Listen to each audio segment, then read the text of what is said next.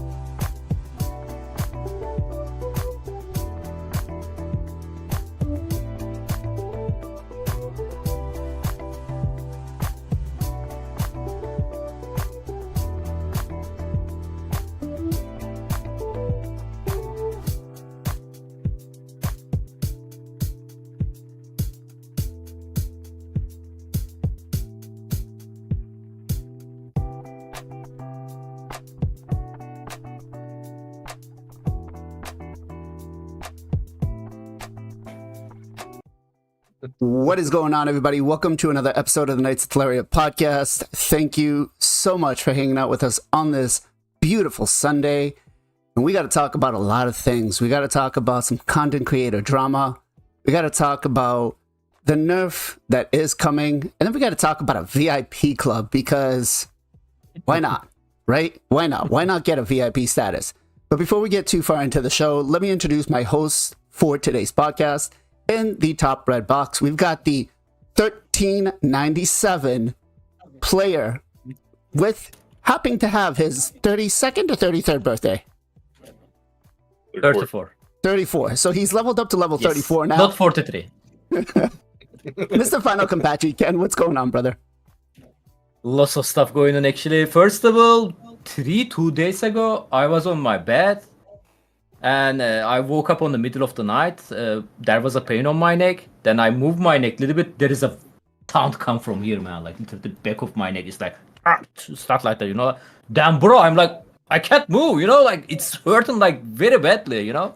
Thankfully, it's gone now. I got a little bit happy, and I mean, normal massage. I'm joking. And it was my birthday yesterday, and yep. Thanks to the chat, Dave. Thank you so much. My chat also forced me to open all of my void shards yesterday, which is 147, which means Plarium, if you watch that, it would be great if you give me like 4 months before the next guarantee void. Thank you so much. I'm 0 right now, so but I got a 3 Lego, man, from 147. Oh, wow. That's actually not bad. Nice. Really can't say they are good. No Odin. Spoiler alert. I got Initiative Blood to win, Little Miss Annie, and what I got? Vitreous. Oh yeah. Let me know if anybody thinking this champion are good. I actually don't mind to build them. They are new, and yeah, lots of stuff happened this week. What about you guys? Nice, nice.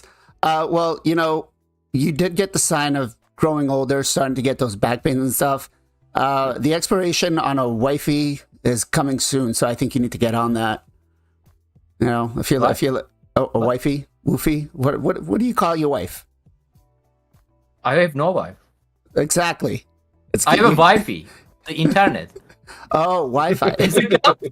Wi-Fi. Oh yeah, Wi-Fi. He's holding out for Lady Annabelle. He's holding. All right. Next up, we got the man who is very, very smart, taking off from the podcast to be with his wife, one of the top 100 live arena players, Mr. Gestal Gaming. Gestal, how was everything? We missed you last week, and how is your wife? Missed you guys too, man. It's the wifey's birthday, so we celebrated, had some family over. She's Russian, so I was able to go get some authentic Russian food for her. She was super happy. We had some fun, man. Just partied it up. Nice. I miss you guys, though, and great to be back. Nice. Chat, can we get some happy birthdays in for Gestal's wife? I don't know if he wants to give us the name or if just put Gigi's wife, and then for FinalKenpachi as well. AKA wifey. That's all she's known as. AKA wifey. Next up, we got my favorite late night streamer hanging in that sexy green light, Mr. MXPJE. PJ, what is going on, brother? Looking so fresh and clean. Doing awesome. Hopefully you got into some of that authentic Russian alcohol as well, Gestal. A couple adult beverages. I'm doing awesome. Watched some UFC, some pretty good fights. Actually pulled a Yumiko on the 15x Yumiko. Second one. Congrats. Right before the Trenda nerf. Just before the nerf. So, perfect. You're welcome for that, guys. I got her nerfed, I think. I think that's for me. But we'll see what they actually end up doing with her, because there's still some speculation with that. But yeah, so pulled her. I'm sure I'll find some use out of her. Even 2 Yumikos is never a bad thing. So yeah, doing well. Nice. Next up, all the way from Texas, where it's nice and I'd say 97 degrees. The Dab Master himself. 87 currently. 87. The Dab Master himself, Mr. Zero Brew Zero. What is going on, brother? What's going on? Thank you again. Always glad to be back, and glad we got Gestal in the house. And JR Star back with us. Love it.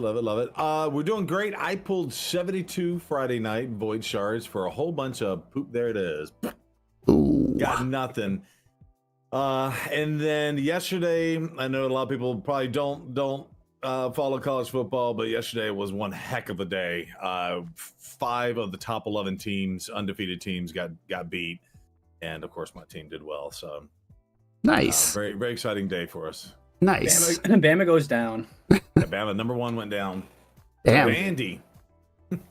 Vandy. I'm not usually I'm not a big sports player, but yeah, time to time we'll watch like the Super Bowl Sunday with my son because he'll be coming in and all his friends from school will talk about it and be like, Dad, can we watch football? I'm like, yeah, sure, right, why not? Next up, I'm having a little bit of a hard time with this guy because he decided to get a girlfriend and get a life outside of Raid Shadow Legends, which is unacceptable. Oh, dare you. Mr. JR Star 3. Jay, what is going on, brother?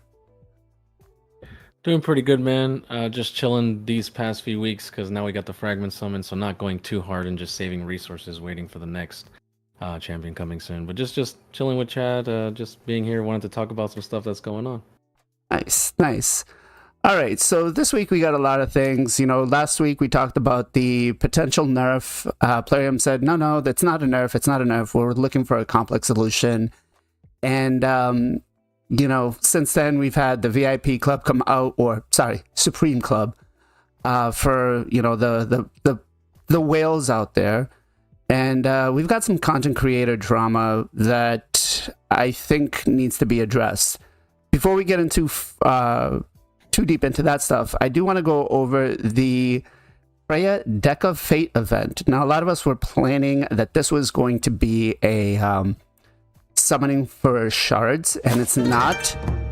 Now, the first thing I want to say is I looked at what they said. It looks like 24 of the cards are going to be Freya fragments. The epic ones are going to have 10 each. The rare ones are going to have 5 each. And then the common ones, the green ones, are going to have 1 each. Correct me if I'm wrong, chat, but I think the uncommon ones, the common ones, whatever that is, the 1-star, it's usually been, the lowest one has been 5, not 1. Am I wrong on this? Or because it seems like 24 out of the 40, so more than 50% is going to be the fragments. Let's start off with Jay. Jay, do you remember, if anything, like, what are your feelings about this? Particularly, yeah, I don't remember ever flipping a card and only getting 1, right? Definitely, I feel like 5 was the lowest. I think what was her name? 20 Sacreds for Kaja was the last one. Yeah. I don't remember ever, and I did go for that because I went for Timid as well because I went for the fragment summon. So I don't remember seeing 1 for her because I would have been pissed every time I flipped a card and saw 1. Right, I would have been like furious. Right. And I did invest into that one, so so I got Kaja. I think 5 was the minimum, so I guess they're lowballing us now. Yeah, so I'm not sure how, I mean, I know how I feel about it. I'm pretty pissed about that, but 5 was a pretty good minimum. There was decent rewards in there. Real quick, big shout out to Mr. Battleslam 1800 for the raid. Thank you very much, brother. If we could just get some shout outs for him in chat to the mods, please. Let's go to PJ. PJ, what do you think, man? Like, what's the deal with those 1s? Yeah, that's not cool. Definitely not cool. I haven't really done much Deck of Fates, so I'm not the best person to ask about like what the numbers were, but 1 is really, really bad. I mean, you have to pretty much expect to pull all of them anyways to get her. But now they're taking away other rewards that we would be getting in place of, which is kind of messed up. I'm assuming they are. I'm assuming there's more cards now. Yeah. Because of the one, like, so yeah. So they're taking There's less of the other rewards. So yeah, it's pretty shady that they did this. Yeah. So I think Ethelyn just said that the Fatalis one was 3, which would make sense. Yeah. Which would make sense. Champion. So, you know, at 15 for a common, I think that's too much. Let's go to Gestal next. What do you think, man? Yeah, it seems like it's gonna be. I mean, all of these, I feel like you got to pull all the cards anyway. I mean, you might be able to hang on to like 2 or 3 or 4 if you're lucky. So yeah, I guess the worst part about it is what PJ just said. Like, it's taken away from other stuff.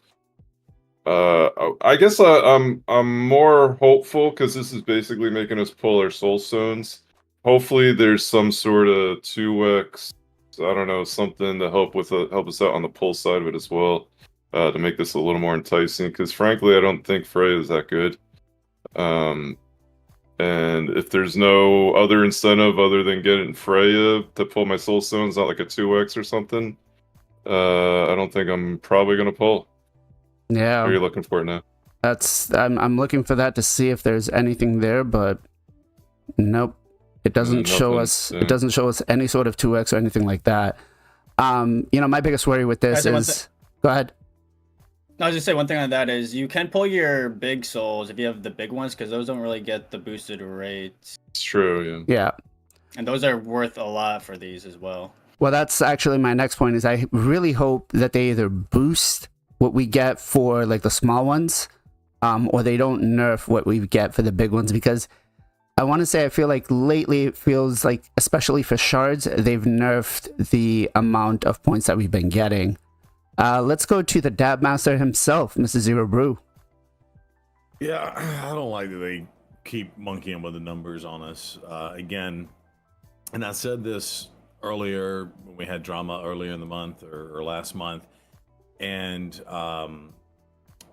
essentially they're communicating with us more, but they're kind of weaponizing their communications on some of this, and so I don't know. I just hate feeling like, oh, you can't pull souls on the 2x because the Freya's coming eventually, and now that Freya's here, those of us who banked on not pulling during the 2x, we're like, cha-ching, we paid off. We wait Shadow Legends again, and it worked out in our favor. I just wish they just was just very transparent with everything, and it does feel bad for them to monkey with the numbers. So if my mind is reading that right, there's going to be 15 whole cards that are just 1 point.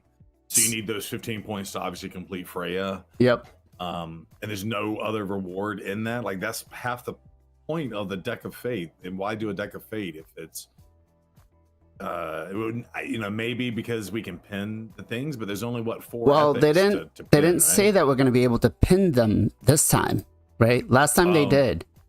Last time we had the Deck of Fate, they did say that we can pin it. It's maybe gone That'd too be far even back. more messed up if they Yeah. nerfed it and didn't. I thought have they the were saying pins. they're gonna do that moving forward. Maybe. I don't think they said. I don't know if they said that. I don't. This is Oh, they a didn't? perfect example. We don't know going into it. Again, I want to give Plarium credit. I'm cool. Spread the with fake news. adjusting and trying to figure out what makes sense and what works and try to fill out, make it a win-win solution, right? Where, hey, we'll do this pinning thing and that'll give people a better guarantee to get stuff. So that's a yay for us. It's a potential yay for you. You've now thought outside the box. You've implemented something newer and cooler to the game code or whatever. But then it's still like you're not being transparent and you're really, really weaponizing a lot of this. Like, they've communicated this to us. But again, so we're gonna get 4 epic cards and 4 epic purple cards. So if we pin the purple and it takes us forever to get the purple, let's just play through this scenario, right? We could miss out on the 3 guaranteed blue cards. So in this case, when there were 10 purple cards in the last one, it made total sense to always pin the purple. And now I look at this going, well, there's only 4 cards in the purple. You'd have to pull them out the rip for it to even be worth it. And you're going to be throwing away all your rare blue cards. So you may, if pinning is a thing in this thing, again, we don't know because they don't communicate with us. You're probably better off as a community to pull the rares. I don't know if, pin the rares if they give us that option. I don't know if other people agree with that or not, but mathematically looking at this, I think you pin rares this go round. That very well could be it. It's definitely gonna be interesting to see. It's got me. Did anyone take pictures of the rewards last time? Wonder if the rewards for getting the chest. I wonder if they're gonna get nerfed or not. They were actually not that bad. There was like 300 gems, 1,000 energy. No, they were really good. Yeah. Legendary. So I wonder if they're gonna change it. Yeah, it's we'll have to see. I think I got a screenshot of it somewhere saved, or I could just look on last week's podcast too to grab a screenshot. But it definitely has me thinking like if I even want to go for this event, because I'm like I don't know. That's kind of crappy. Plarium. It's not exclusive either. They're not going anywhere. Yeah, that's the other thing. They'll probably have a couple of 15, 20x's for her eventually. Maybe we'll even get another guarantee down the line. But Ken, thoughts on this, brother? So we have to flip all the card to get her, or so if you're lucky, you flip your first 24 cards and you get her. If not, Okay. you know, it's like a 60% chance. so what is the other card going to be have different rewards? It should. We don't know what the rewards are going to be. Judging by what I see here, So And let's say it's a gear, right? Let's say I think they are it's- going to put some gear. there might be some. Okay. It looks like there's some fragments, Shard. right? And then the Oh yeah, there's fragments. 20 Oh, for the for the fusion, fusion. huh? I think so. interesting. Yeah, that's what Okay. it looks like. So we're still gonna get some bonus reward. Like let's say I got the 3 epic, 1 purple, 1 back to back. We can still get some bonus reward, like shard or the book, stuff like this, right? Hmm. Well, to be honest, I love that kind of guarantee events than the just normal regular guarantee, because for the regular guarantee they are telling you, hey bro, open the 90, okay, let's say 110 void shard, right? They are releasing these events without summon rush or anything champion chase. You are just gonna open your void shard, you are gonna get your guarantee Narcissus, like last time they did the Narcissus, right? Or the any other guarantee champion from Secret Shard, Engine Shard, etc, etc, etc. At least for this kind of event, there's a chance we can get like legendary book, So I don't this know, is- some shards. These are the rewards that we're looking at getting. I don't know if these are the rewards if we match all 3, but this is what it looks to be with. What's the one So- on the far left? That is the avatar. That is the champion himself. So you get the champion, you get Oh, yeah. Return to Soul Stone, Immortal Soul Stones, Voids, and you get a legendary skill tome. Yeah, in general, I prefer this guarantee event. I don't see any negative thing, to be honest. Like it's a guarantee, right? Eventually, like if you get unlucky, you need to flip all of your card. That's why I don't trust the Deck of Fate event, especially for the Titan tournaments. You know, I actually try to warn the people. Hey guys, like you guys thinking to skip some event like Dungeon Diver or the Shard Opening event, but they can do the Deck of Fate event, and end of the day, you need to maybe flip all of your Deck of Fate cards to try to get the enough Titan point inside of them. Or you can just flip like 10 of them and you can get enough of that, right? It's a little bit arranged. But on the guarantee, like, you are going to get the champion, right? So even you are going to flip all the card, if you really want this champion, I don't see the problem, to be honest. Besides, you can get some extra reward, so. Okay. Just to interject, if my memory serves me correct, I don't know if it was Nubs or who, one of the other content creators put out a video saying mathematically, I think it was about a 60% chance you had to pull all the cards anyway, and that was at the old way they used to do the fragment summons. And so I'm guessing that if those numbers were right and accurate and all of that, that when they now put 1 and 15 green cards, that is like a 80 or 90%. If you want this guaranteed champion, you have to flip basically all 40 cards. There might be a few people that get by with like 38 or 39 cards, but it makes me feel like if you're going to go for this, you're going to have to flip all 40 cards. Yeah. Yeah. So this is what it looks like for the points. The big soul stones are going to give us 5,000. Didn't it used to be 7,500 for the Eternal Soul Stones? So I feel like that was for the path event. The path event, I usually feel like we get more points for them. The Immortal Soul Stones, I think the Immortal Soul Stones were 1,500 and they nerfed it down to 1,000. And then the Mortal Soul Stones are 100. So I don't know. I feel like this is going to be... I mean, each card's probably going to be 2,000 points if this is the case. Because they're not going to, you know, if you think about it, if they're not going to give us like 8 soul stones to pull to get Freya, right? They're going to want us to pull a lot more. So it's gonna be touchy here. I don't know. I feel like I'm gonna skip, especially because it's dungeon divers with it, so it's not like I can make it up in like a champ training or something. But yeah, I don't know. Are you guys gonna go for it, or are you gonna skip it, Ken? Oh, I have her. So I pulled her already. And I can say one thing. I released a video this morning. I recommend you guys check this out if you guys interesting. Here's the thing. Her passive skill overrated. I was actually super excited. Maybe you guys remember I was always, I mean, I'm not always, like, I was thinking she's going to be amazing champion, right? Because I watched the Scratch video on the test server, stuff like that. And I was super excited. Then I got her, I maxed her on that day, and we start testing her. And that passive skill is, when you start using, guys, has lots of counter. So if anybody decide to go for her, you guys going for the A2 skill and the A3 skill. Passive gonna be bonus. Okay. Short in terms, okay? And game perspective, this is how usage of her. I still love in her. It's super fun to play with her, especially on these days. Not the cursed, like we always say in champion can be good on the cursed, right? But man, the real thing actually, condition rooms on the siege, they are really strong, dude. Like barbarian only, like ogre tribe only. Actually, my clanmate using skinwalker only with the unity champion, and bro, last time the enemy clan didn't destroy that, and there was a ogre tribe one.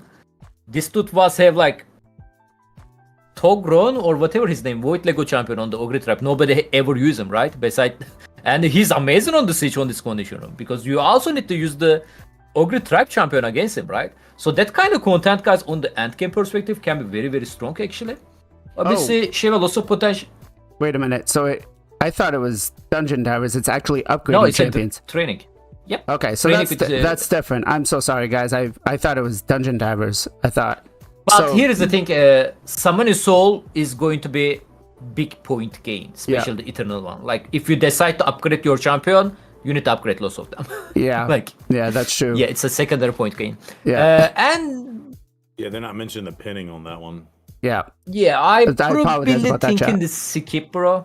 I'm not Action Guardians. probably not worth the Patching Garden. Sure, important, but end of the day, you need to spend lots of resources for that. And I don't have many soulstone, not gonna lie. I actually like to say my soulstone after I got the Marius. So yeah, Okay. I want to put him on the wish list and maybe, you know, All right. miracle happen. Yeah. Gestal, are you gonna go for this? I'm undecided still. I think it's if there's like a more incentive to pull, I will 100% say like 2 times of the immortal, the middle zones, or you know, something to that effect. I don't have a ton. I think I have like maybe 100 of the little guys, 10 of the middle, and 1 of the big boys. So I don't have a lot. I'd have to do a lot of champ training. Okay. So yeah, it doesn't feel like to me, unless there's a better reason to pull, I don't think I would even have enough to get her, so I'm probably gonna pass. All right. Jay, what about you? I'm not gonna specifically go for her. I'm just gonna try my best and pull, because I've been dying to pull Cellstones for a while. And they haven't really given us the time, so now's I think is a good time for me to actually try to get some other different things. And if I get her along the way, then I might consider going a little harder on champion training. But if I don't get lucky with the stuff and the flips, I'm not gonna even try. Okay, I think Kempachi's trying to confirm some information for us from Plarium about the content creators getting it. See him right there talking to Banana Jam. Let's go to Zero. Are you gonna go for this? Love it. Yeah, my plan was to go for it until I saw how crappy of the they're kind of screwing us on the points. And again, I always thought the big ones were worth 7,500. So if you pulled 2 big ones, that's I don't know, 15 card 15. flips, right? Yeah. Well, they're not gonna make it Yeah. that easy. I think that each card is gonna be about 2,000 points. If I'm What? yeah. 2,000? 2,000. I think it was 1,000. Yeah, but they're not. Let's 1,000. think about this logically, right? If it's 1,000, Inflation? exactly. If it's 1,000, it's only 8 soul stones, which would make it cheaper to do this than to do any sort of summoning event through shards. Because most shards right now for guaranteed legendary champions are about 20 champions. or about 20 shards, Yeah, but don't they value the big shards at like 25 or 30 bucks a pop? which is about what they value a sacred shard. They value a sacred shard about 20 to 25. So I don't think they're gonna let us get away with Shakers are just on 8. 20. Yeah, I don't I don't think. Again, 8 and let's just say it's 25. 8 $200 for a champion. I mean, way higher than 40 for what's her face. Yeah, Xena. I don't know. Yeah, and I got the little guys again. So if I had 200 little guys, that's 20,000 points, right? right. So I don't know. We'll see. It seems like they're nerfing the points on the back end. It would be really bad if they up the cards too. Like Yeah. that's like, here's what the bar was set. We're lowering the points now, and if they raise the cost of each card flip, like that's way too punch in the gut. So I don't know. We'll see. My goal, yes, was to go for it. But pulling tonight is the goal. So All right. Well, I do hope I am wrong on this. I hope that they don't mess around with the points on this event. I feel like it would be kind of shitty, especially because they've hyped her up so much. But PJ, are you going for this? I think so. So Plarium, it's my birthday on Monday, so I guess Plarium is blessing me with a birthday. Happy Freya. birthday, bro. Thank Happy you, birthday. thank you. you and Ken should celebrate together. I know. Yeah, eh? let's kiss. Close Blazin, you birthdays. didn't order a cake. I'm disappointed. I think that's what Ken was doing on the phone. He was making the call for everybody here. No, Plarium was Thank you. calling me. Yeah. Thank you. But I've been saving up my coins to turn into the Eternal, so I have like 13,000 coins saved up. So I'll probably convert those into the big boys and pop those. So I think I'll go for it. I have the resources, unless they like really change the value and it like they jack up the prices a lot. I think I'll go for it. All right. So yeah, chat, let us know. Will you be going for this? Will you not be? I do want to give a big shout out, actually. I don't know if you guys have noticed, but the past couple of raid digests, I know I tend not to read them because they're a huge pain in the ass. They're just kind of very wordy, very texty.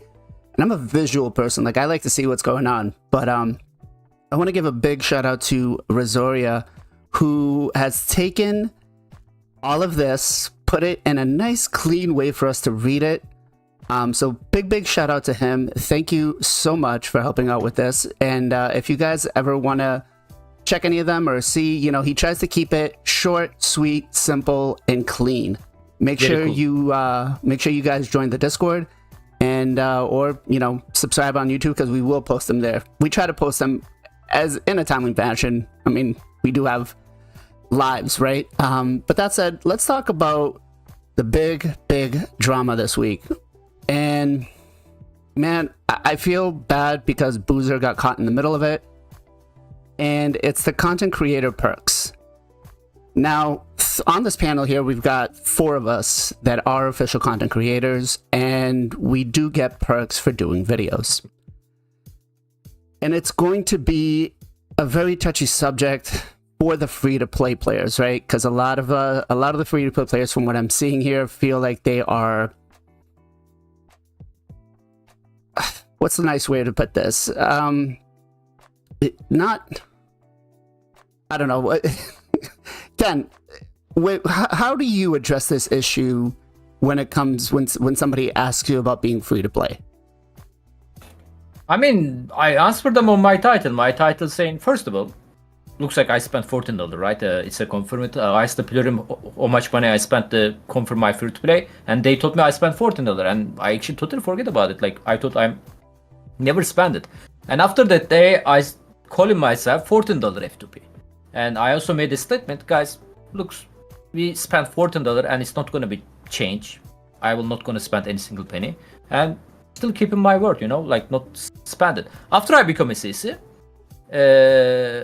obviously we are getting the CC reward. Then I call myself $14 F2P CC. So whenever somebody called me, hey bro, you are not F2P. I'm not saying I'm F2P, I'm saying $14 F2P CC. Very simple, like.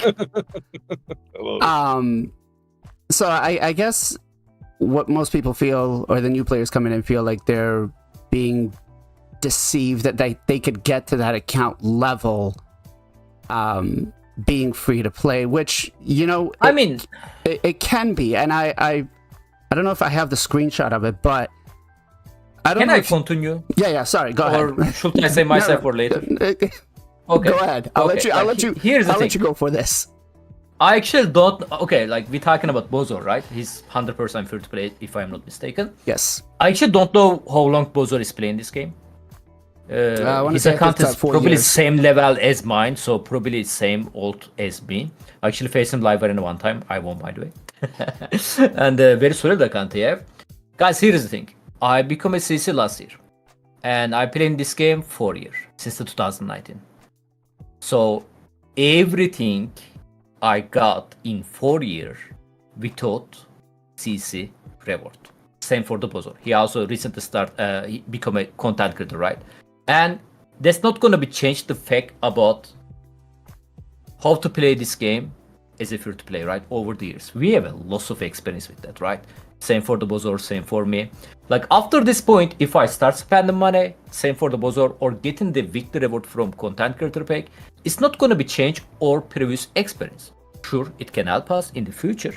But whenever we see the fusion stuff like that, we are going to see the point there. Okay, we need a 4K energy. 4K energy daily, like 700 energy. We don't spend on anything, you know. And we, Bozor, or any other free-to-play content creator, they can still give you the best answer any other players or the content creator who spent money better answer than them, you know, because we know how to play this game without spending money. Right. Like And after this point, because you start spending money, it doesn't mean you are gonna give them wrong advice anymore, because game is not dramatically changing, right?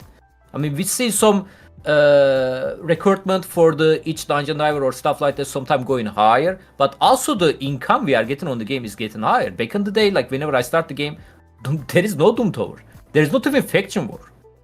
Like, yeah. you know, like the only reward you are getting, nothing. The daily login, there is a daily login reward. Of course, there's an energy refill there, right? And also on the bottom right, when you play like 90 minutes, I believe you can get one more energy refill. And back in the day, game was way harder, guys, like, to be honest. And I really don't understand the hate that much. I mean, if you guys, like, I also made a video about this F2P drama, released 2 days ago.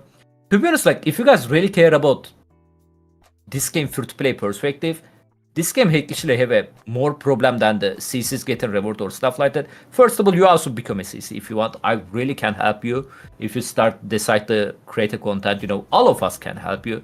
We can try to do our best, you know, we can also give advice to Plarium to accept you, stuff like that. But what was I forget what I'm talking. Hold on. Oh my god. The content creator.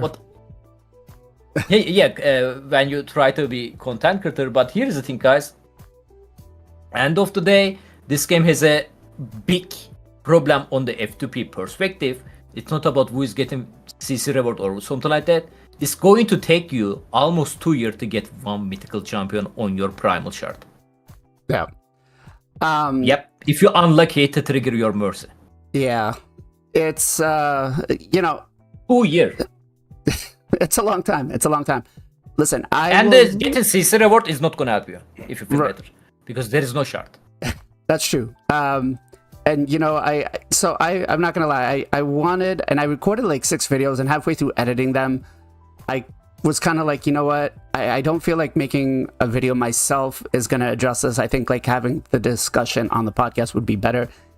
Now, I want to point out a couple of things. First of all, Boozer does a very good job at being clear with what he says. I'm sure if a lot of you guys watch his videos, there's like a little thing on the top now that says, hey, every account is different, so make sure you use your own judgment for what's going on. And then, you know, I noticed that on the last couple of videos, he now puts in that, hey, I get, you know, on my main account, I get my tier 3 rewards for being a content creator. So he's being very transparent. I don't think he was looking to deceive anybody. Now, the touchy subject comes in, can he still call himself free-to-play player? And I think we need to view this as 2 different ways. there's a free-to-play perspective of how to play the game, right? And then there's the pay to win. I think no matter which way you kind of look at it, he definitely got to where he was, right, by being free to play until he got his rewards. Now, and we'll wrap this subject up really quickly, but should free to play content creators that join the program after they join the program be calling themselves free to play, or should they be calling themselves something else? I personally believe the moment you become a content creator and you start getting something different than 99.9% of the community, you shouldn't be honing in on the I am free to play 100%. You're no spending, right? And I think that's probably a better way to say it, is I'm no spending and I do get content creator rewards. Let's go to Zero Brew. What would you say, man? What are your thoughts on what was going on? Yeah, so and I watched everybody's videos on everything. So multiple things here. First of all, I'm not part of the CC program, right? So looking at it from my perspective, and I have spent a lot of money in this game, right? So I would say, first of all, the dude deserves zero hate, right? Like, yeah, 100% agree. Is being angry or negative towards this dude, that should not happen, right? Now, should a true free-to-play player feel like they're being deceived, and should they be mad about it? Potentially, and I would say that needs to be directed back towards Plarium, potentially, right? Because I think the people that are in those shoes feel like they're absorbing the content from the content creators. Again, not pointing fingers at anybody, right? And the ones that potentially say that, and like Ken's full disclaimer, I'm something completely different, right? And he says all that. I think that, you know, obviously they're getting something, but my understanding, and you know, we got 4 content creators on here. Y'all spend way more of your own resources than you do in actually what you get from Plarium to actually create the content, right? Right. So me and Ken are tier 2, and we get a little bit more. We get some epic books. I think like 300 extra gems and 300 extra energy, along with like what is it? Like no Lego book, just a couple of extra million silver. And to be honest, I mean, I dump all of that back into like a single champion guide or something, you know? Right. So, and then like I'm sitting on, I gotta go look, but I'm like the epic books to me, I'm sitting on 503 epic books. So if they gave me 1 million epic books, it wouldn't do me any good, right? Unless I was, you know, intentionally saying, okay, here's this epic and I'm creating a guide on it, right? So then that would alleviate that from an epic perspective. But anyway, I think the main thing that I just to add to this is, like, nobody in the content community should deserve any hate from that perspective. And I think you know, he did all his work to that, and I think Ken was alluding to this, he's going to be one of the top tier people. If you are a free-to-play player, he's going to have the knowledge, because he knew what it took to get him to where he is today. And so, and I think he has multiple accounts, so he can still theoretically do, this is my free-to-play account that doesn't get any of the CC perks, and still have that perspective on one thing. And I would say, I think I read another content someone said about void Legos and stuff. Like you can get the void Legos without spending money, right? Depending on how long you played the game. Right. You know, you could get a really lucky, you know, hit on the 2Xs. I was joking when I was pulling the 72 on Friday night, but my wife came in on the first 2X I did when I was streaming and had 9 shards, and she pulled me 2 Legos out of that. I was like, whoa. And then I ended up buying, like, I was like, you know, because, you know, that's the gotcha mechanic. Says, oh, I got 2 out of 9. Well, what am I going to get if I buy 40? And I ended up getting another one. It was like a Vizix or something like that before I had pulled my free Vizix. But anyway, I say all that to say, like, the content creators, first of all, it's a lot of work to put out the content, and they should not get any hate whatsoever. And I think that the last thing that you asked, BLAZIN, was, you know, should he put a disclaimer on there? And I think, you know, it might help him to brand free to play stuff as this is my free to play account and this is my CC account. And then however, I would still go to him as for advice if I was trying to maximize free to play players. I think the reason why there was hate, and this is why I say the people that are free to play that might necessarily have the hate needs to kind of be directed to Plarium, because Plarium does their best. And hell, we talked about it an hour ago, right? Of how much they're trying to nerf what they actually give you in the game. They give you the pinned event, and now they take the pinned event away and throw in 15 epic cards and then lower the shards from 5 or 3 down to 1, right? Like that's going to impact a free to play player the worst or the most. And the fact that content creators in the content creator program shouldn't have anything to do with that. That's a Plarium thing and just trying to get people to spend money. And I think that's the overarching thing here, and why probably the free to play players felt jaded is I don't know. That's my 2 cents on it as a non-content creator. Okay. And now I should go out and mention that we can't actually deny these rewards. It's part of being in. When you're in the program, you have to accept the rewards. You can't just say, no, I don't want them, but I want to be in the program, right? Can I say something really quick? Go ahead. So guys, if you guys spender, you guys probably doesn't know that. And I believe most of the people who attack Bozo right now are spender. So here's the thing. Getting this weekly reward or not getting them is not going to change any single thing on my account. Zero change. I can still get the fusions I want. Or I can still save my shard to get any guarantee champion I want. It can help, but end of the day, being free to play is all about the resources management. Right. Like, because you are getting 1000 gem weekly, it doesn't mean you are not gonna save your resources. You're still gonna need that.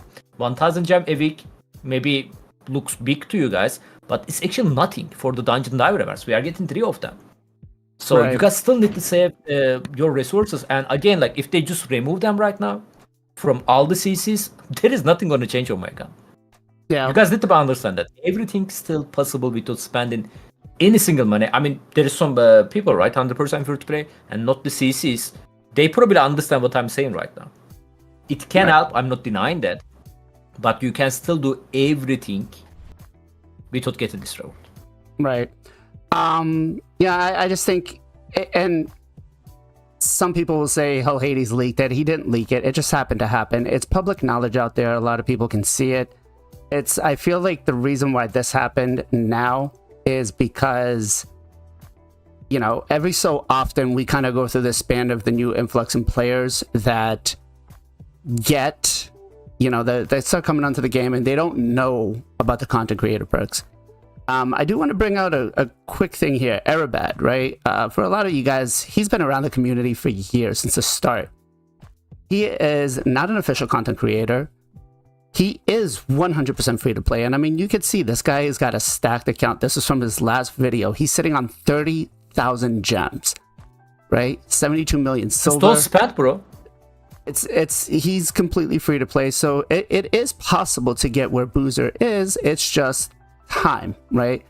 And I think, again, the big difference here is we just need to understand that it's free to play gameplay, not an account, right? But Jay, what are your thoughts on it, man? Well, there's a lot of parts to this, but basically, in terms of content creators getting rewards, I mean, people. It does feel, I guess, disparity, free to play players. I've helped people who are free to play, people who are Cthulhu's, you see different accounts, resources will help you. But I think the main thing where people don't understand, because maybe they're new, right? Back in the days, we had someone known as Bionic Gaming, and he was free to play. And this whole situation happened with him as well, where people came at him for saying that he was free to play. But I think, to be more specific, instead of saying you're a free-to-play player, just say you're a free-to-play content creator, right? Because to put out that content takes more resources than normal, and we already know how hard the resources are in this game, and they're not getting easier, right? Things are going more inflated, not just in real life, but also in Raid. So it's, it's kind of necessary. It's a necessary evil to have these resources. I mean, unless you're just going to sacrifice and gimp your own account just to make some random videos that might not hit, Overall, I think it was kind of just a weird misunderstanding between the community and maybe Boozer. I don't think it's that serious, but I can understand people feeling a certain way of saying like, well, you're not really free to play. You're kind of baiting me. He's a really smart guy. Without even those resources, he could definitely manage it way back. He's doing 2 accounts, right? Right. And he, so it's not just like one. Like he's shown it on another account too that doesn't get the CC perks. Right. But overall, I just think people, got a little too sensitive and stuff like that. Yeah, he gets tier 3 rewards, which are higher than most people, right? But if that's the case, most people use a test server anyways to kind of test things out so they don't have to use it on their main account, and then they can show you a little bit more. I can go a little bit more deeper into what we're specifically asking about this situation, but overall, in terms of the Boozer drama, I don't think it should be this crazy. It could be talked about, but being people getting like very aggressive or like negative comments and stuff like that, I think that's just way too much, especially in this community, right? We help people out and stuff like that. We're not here to screw people over, things like that. So but I think it's funny how time repeats, because this has actually happened before with other players, right? It was like 2 years ago, right before BGE quit.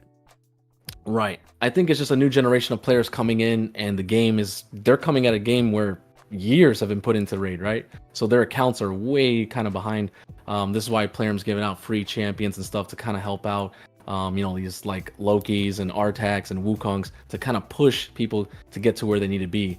And when they see a player like that getting rewards, it's like, hey man, how am I gonna do that? Can't even get to the Ultra Nightmare like Clan Boss. So like I can see the struggle. I see where people are getting upset. But I would just say, just reach out to the person if you need help. Don't just be like, hey man, you're getting this, it's unfair. Right. People put the work in. So all right, PJ, what are your thoughts and feelings about this, brother? Yeah, I got a lot of thoughts and feelings on this. I mean, I'm not in the content creator program, so I don't get any perks or anything. But yeah, I think it's people are going at him like for saying he's not free to play is kind of ridiculous. Again, like CCs, they're like the perks are there to be used for content. Like, how are you expect a free to play player to play the game, but then also do content on top of that without getting like extra resources? So you're gonna tell me they have to dip into their own gems, their own stuff, and then do fusions, do guarantees, do other stuff that they want to do. I mean, that's pretty tough. They're not getting shards. Sorry, there's so much like it's so hard to let me clarify up on that. So the gems could essentially be turned into shards, but I do want people to understand, like, it could very well entail 1,000 gems. How many ancients is I mean, it's like, well, at tier 3 you get 1,500 gems, so you could get basically like 18 ancients, which could amount to something depending on where your RNG is, or it could amount to 180 points, right? It really just depends. But I don't want to tell people that we don't get shards, because you could use the gems to buy shards. But yeah, go ahead. Sorry. Yeah, no, you're good. I mean, again, ancients are really low value nowadays, so it's nothing. You're getting like very minimal shards, ancients. But then you could do that, but again, then you're going to be dipping your actual resources to do the content that you want to be doing. So it's a devil's advocate, like, or double-edged sword if you do that. Again, I've seen people complain that the CCs are in tournaments and they have to like face them. Like, you have to worry about whales way more than you have to worry about CCs. Right. There's way bigger fish in the sea than CCs in the tournaments. I don't think that's a big issue. So there's only official creators from every single, from US to EU. I want to say right now, I believe it's at 44 or 45, right? And there's way more brackets than that. And the rewards that we have, I think the only content creator I knew that saved was Chosen. He had like 60,000 gems. And I don't know if you guys remember the Krisk event, PTSD for anybody who did. He was sitting on resources. He was going for it.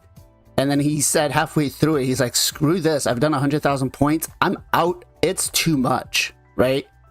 But yeah, go ahead. Sorry. Again, okay. No, you're good. No, it's good you're filling in. And then people are saying, oh, you can use the test server. I mean, I don't know about how the access works for that, but I know it's only tier 3, and I don't think you have full access whenever you want. You just hop on. I think there's like limited access. So tier 1, tier 2 don't have any access, and tier 3 is limited. So, I mean, yeah, if they have unlimited access, all CCs to test server, then that would be cool. But I mean, I don't see that happening. Right. So that's not really like realistic. And let me see what else. I crushed it. No, that's it. So tier 3s get just the increase in resources. They get the legendary books and the test server. That's the only difference we get from us. And I guess it's like, again, the free to play it's more of like a mindset than anything, like you guys mentioned. It's like just because they're getting these resources, it's not changing how they're playing the game. I don't think like the mindset's still there. The free to play, like they did 3 years of free to play to get there. It's not like they just started off with all these extra resources. And again, it's not a secret. It's not like it's hidden that these perks are happening. Anyone can be a CC. If you guys want the perks, start grinding, start posting YouTube, start doing Twitch. I mean, anyone can do it. But I think EJ, do it, by the way. I'm still waiting yours. I know, I gotta apply. But yeah, I think that's it. Okay. I mean, like I said, and you're right to the point about if you want to be a CC, you can. I mean, you go back and you check some of my very first videos. There's no face cam. There's no audio from me. It's just music and gameplay. Sam Solstice, who controls the world records, she does the same thing, right? She puts out some videos. I think she's sitting on like 2K subscribers. So her account qualifies to enter in as a CC program. So it's not like you need to do a whole bunch of things, right? It's the will and determination if you want to do it. Let's go to Mr. Gestal next. I gotta say, I haven't watched any of these videos. Obviously, we've talked about it on my stream a bunch. I have a free-to-play account that's over 2 years old. Obviously, I have my main account that is whaled out pretty hard in the past. I am in the tier 1 of the CC program. I gotta say, like the gems are the only part of that is really anything, and it's a huge piece. Basically, since I've gotten into the CC program, and I get 750 a week, I guess, or 700. It basically 700. enables me, 700. It enables me to do that on top of the monthly gem pack, the $10 pack. That enables me to do Iron Twins 12 keys every day without having to lose a gem. So to me, that's huge. Like, the only way I'm gonna be able to keep up with all these huge spenders that are constantly going after, spending tons of money on the souls and having tons of 6 stars is being able to do 12 keys a day. So that's been a huge piece for me, even on the pay to win side of things. But in terms of like, how, should people like, I don't know. I'm not a big drama guy. That's why I didn't watch these videos. I don't understand the drama, honestly. Like, to have to get titles, like, people who say they're free to play, if you haven't spent $1 on this game, I mean, a dollar is nothing in this game. $100 in this game, honestly, is nothing. $1,000 in this game over 4 years is honestly, that's a lot of money. It sounds like a lot of money, but 4 years you spread out $1,000. That's not a lot of money, right? Right. So, it's calling something free to play. If you have not spent a penny in this game, you're free to play to me. If you're $14 and you're getting some rewards here and there, you're free to play to me, man. It is very difficult to play this game free to play. It's a much, much different animal. When I started playing this game and whaled out, I blew through the content, man. I had Dutchy early, I had Krisk early. I didn't even learn how to play the game because they were just doing it for me.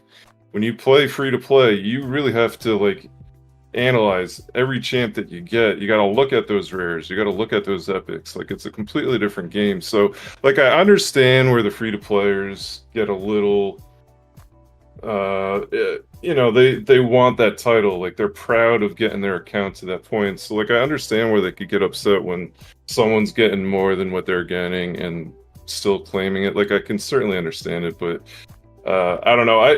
Conspiracy theorists to me, I feel like Plarium actually put all this out there to rile us all up over something to get our thoughts off what we're going to talk about next and the Hydra changes. I have an That's idea. funny. I have an My idea. conspiracy theory, yeah. Go ahead, PJ. Plarium could just like pay you guys real money and then No. I give you prefer that. rewards, No. I prefer that. No, I because 100% then- prefer real money. and then you can do what you want with it. Yeah. here's the thing though. Then this becomes, which is one of the other things I want to address, because I've been seeing this a lot where people are calling content creators shills for Plarium, that they pay us, that they this. First of all, on my kids' lives, right? Plarium does not give me a damn penny. Okay, they take all my pennies away, but nice. they do not give me a damn penny. Okay, I get the rewards, the in-game rewards, which Wait, you are I not can't- getting. They didn't pay you yet? No. Still in the mail. Only There the is streamer no of the year money, gets paid. right? And I do want to kind of address one thing. I feel like people in the community feel like some creators are just shills for raid. I mean, I've been very vocal about how I feel with Plarium, with some of the things they do.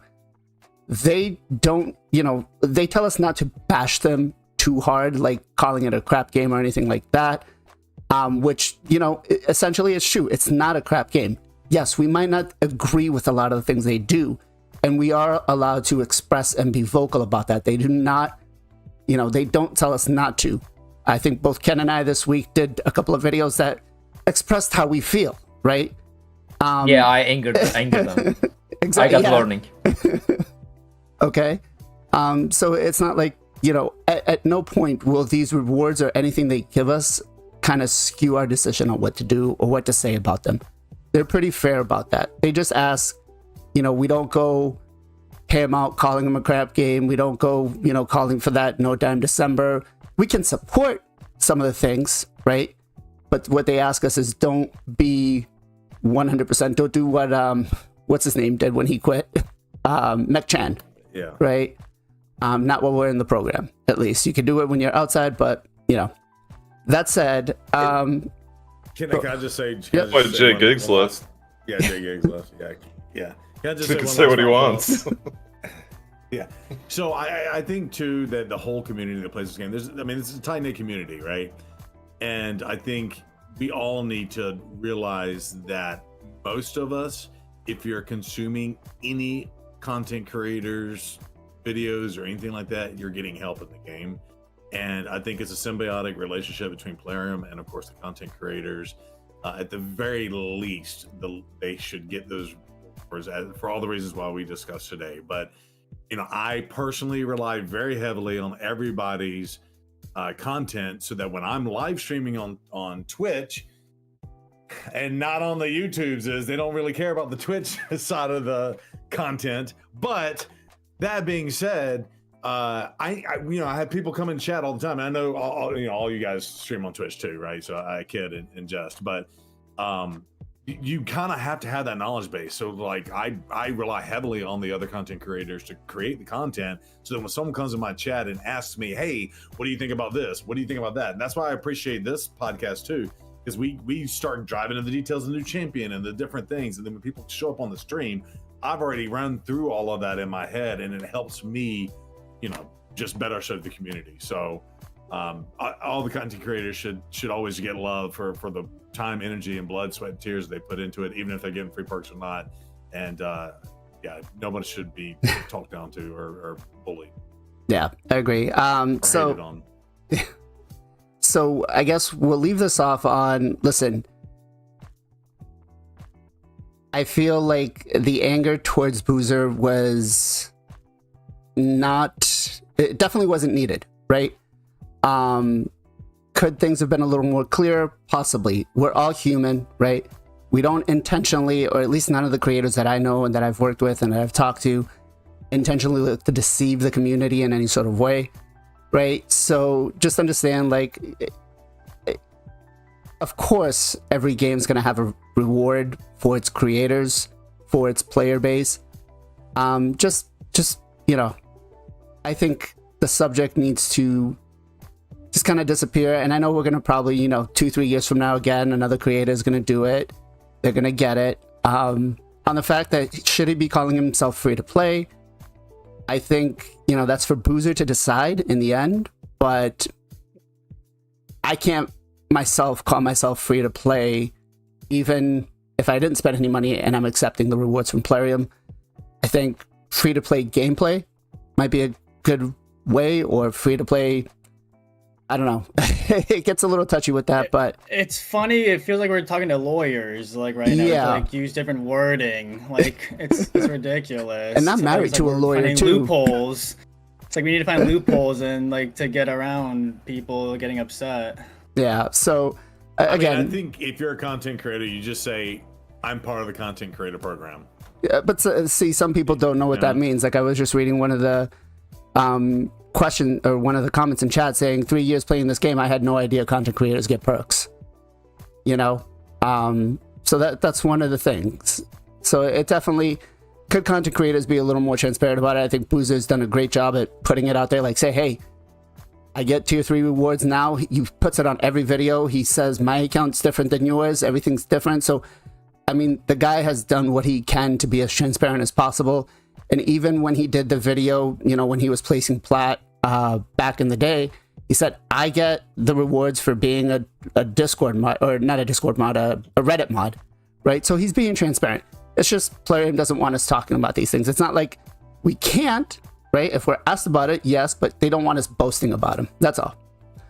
All right, so I guess going from that, we're going to go to this next subject, which is the Supreme Club. Gentlemen, You guys got your invites? let's See you there. let's start with this one first, right? Has anybody gotten an invitation to the Supreme Club? Ken? No, man, my CC reward wasn't enough, I think. Streamer of the year? What? Behind the Okay. club? Okay. Chat, have any of you guys gotten into the Supreme Club? Let us know. Gestal, what about you? Not me, man. All right. So Damn, really? it I looks was not like invited. Priest Guardian has been accepted and invited in. Nice. Potato Jacks has. All right. Jay, what about you? No, Sag. I wanted to be in part of this Supreme Club. You know, has your Meko there? Please, you know?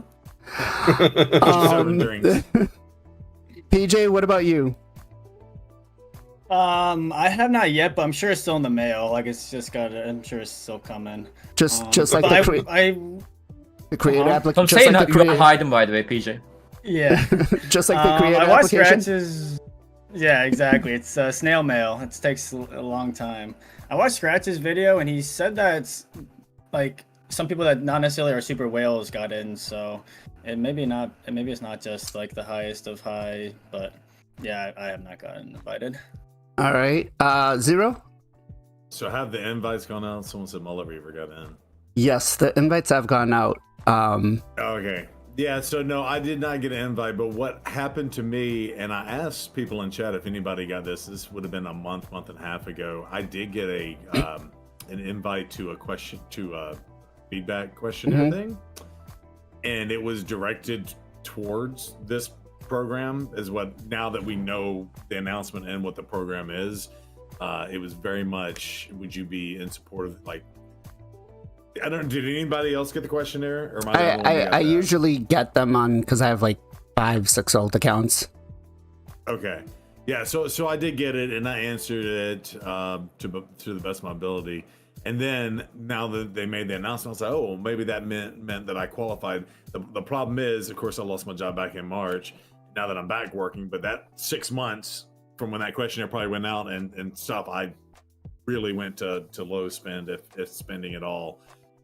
So maybe that got me disqualified, but I know how much I've spent in the lifetime of the game, and I would thought that maybe they would give me an invite, especially if they got my questionnaire, but I did not. So, see. Okay.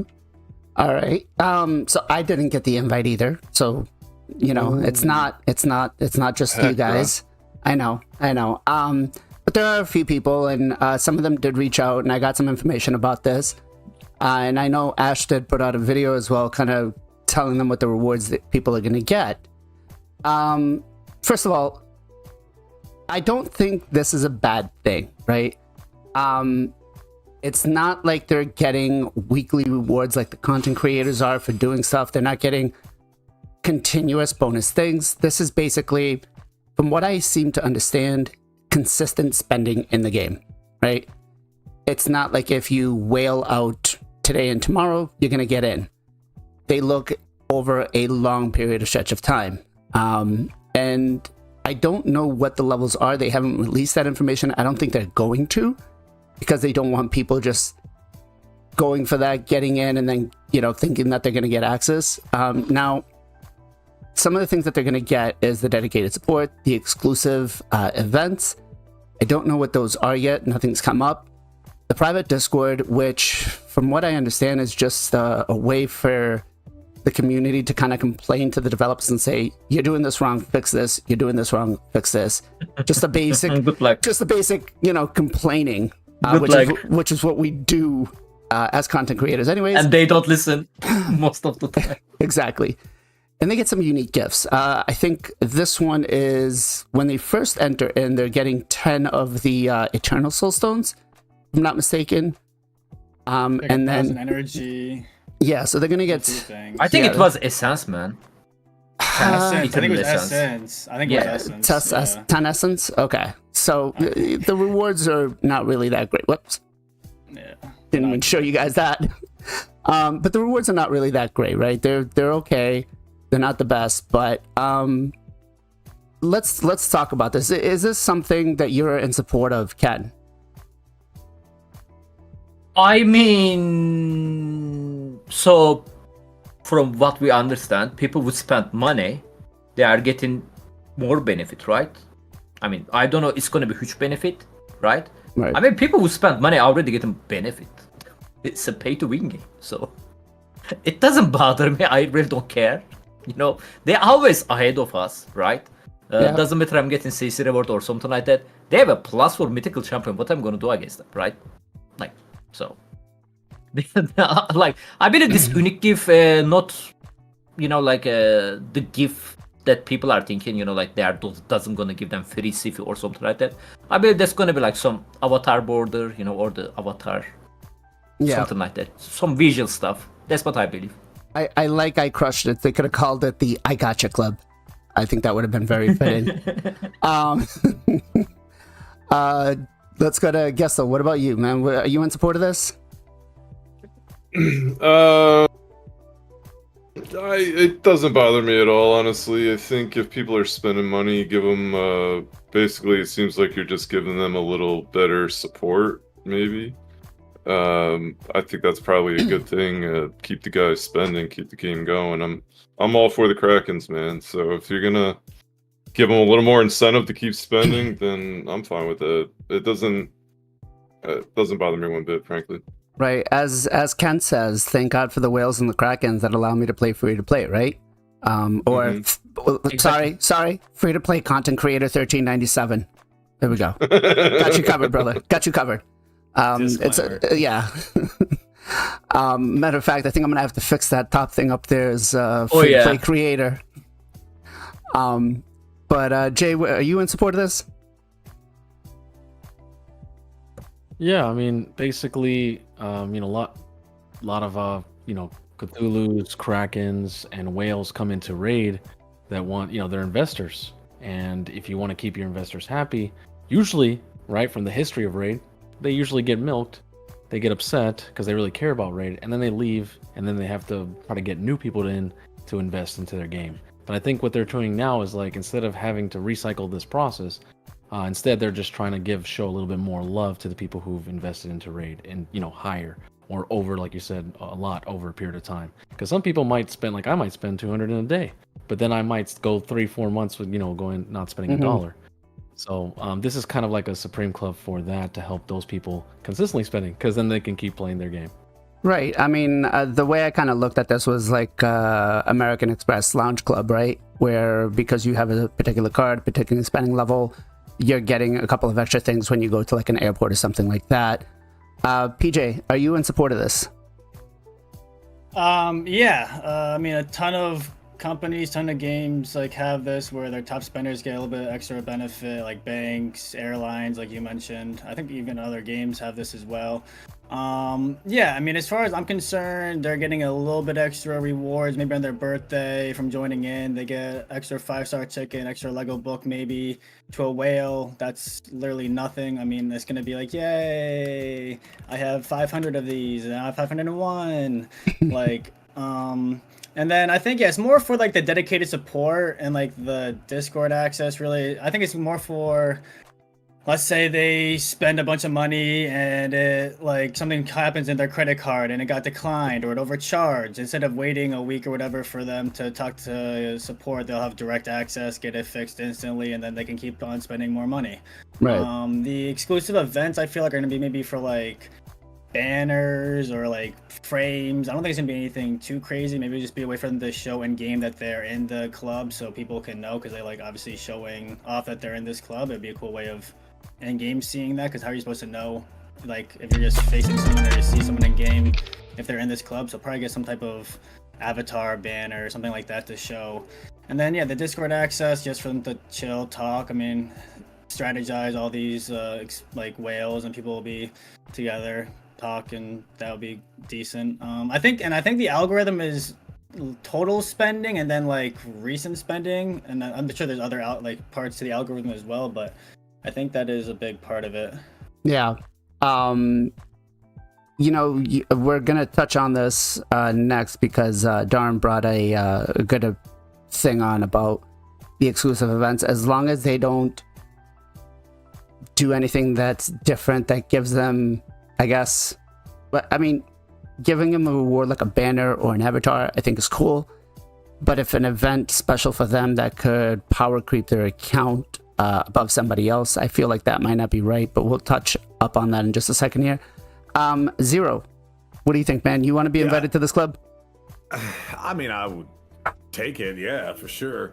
But I think Ash said it best. It's just like getting on an airplane, right?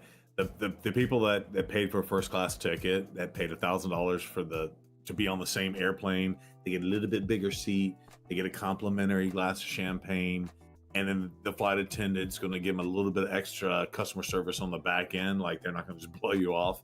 But you know what? If they're paying $1,000 and I get my $200 seat in the back, and I still get my complimentary, half a Sprite and a bag of peanuts. The half a Sprite and the peanuts are fine, because you get the 12 seats up front that just spent $12,000 to sit up there, right? So I think it's perfectly fine. I fully support this, and and you know what? I think Plarium has been listening to a little bit of feedback lately. I feel like some of the changes have happened. Like, obviously, you're getting a little close right there. You're not, after the last couple of weeks, which the next subject we're going to talk about, I don't know. I know, but I mean, it's a way to put same-minded or same spending habits or same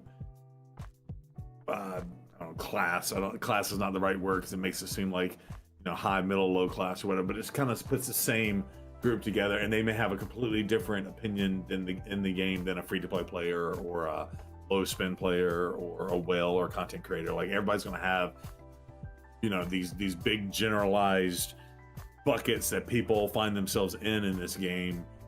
They're going to have a different perspective of what they think the direction over the next year should be for the game, right? So I think there's nothing wrong with them getting that perspective from a developer piece or whatever. Okay. On there. And I do think, just this game could really do well on doing the cosmetics better. You know, I'm thinking of games like Fortnite and stuff. Like they made their money on cosmetics too. That all the stuff that they implement didn't change the game. If you were better at the game, you know, picking up a shotgun and shooting someone or whatever, then you could still compete with, you know, whatever high spenders buying skins and stuff. So I think if I were to offer one piece of advice to Plarium, I know they didn't ask Zero Brew's opinion, but Zero Brew's opinion is, yeah, lean more heavily on the cosmetic stuff. Like let you join a tournament and have a nice flashy banner that says, boom, I'm a Will, give me my champagne, but I, you know, come at this tournament the same way that you're going to come at this tournament, right? So, Okay. So let's talk a little bit about this exclusive event. And I think, like I just said, Darn put in a pretty good comment here. As long as the exclusive events are not beep swinging whale of fists. With cosmetics, I don't care about it. However, if they receive any sort of advantage like souls and stuff, that's kind of going to be the thing, right?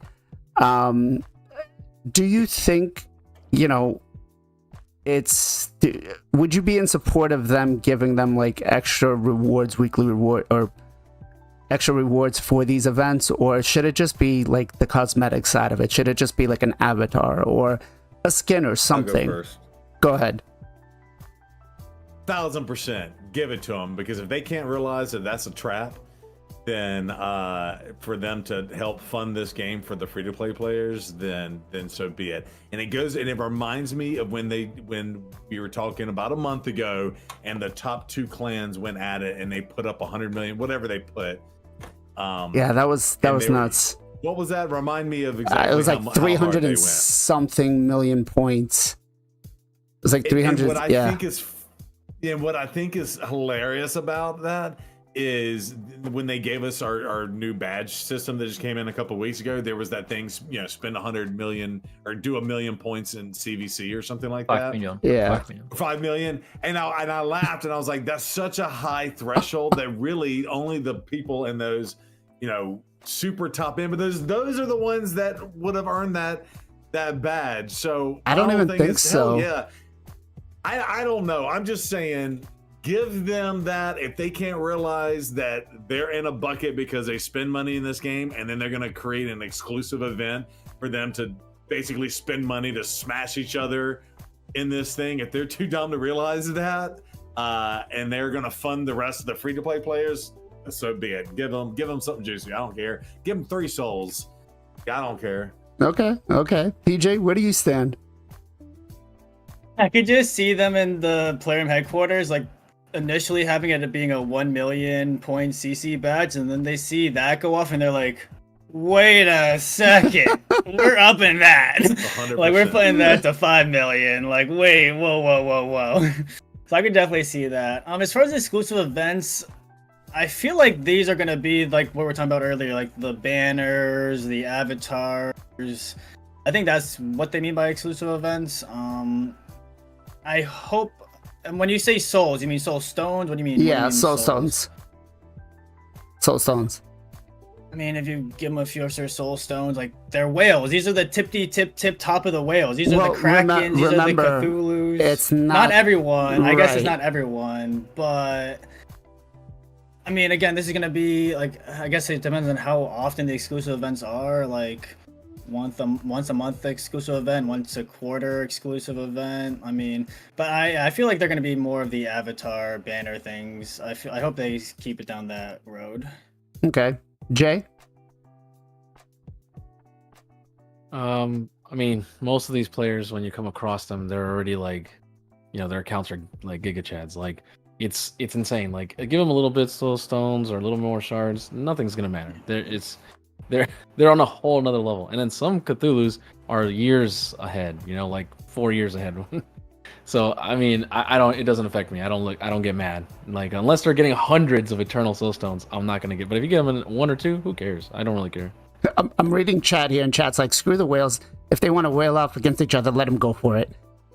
It's only going to affect other whales. So I guess that is a fair point. Gestal.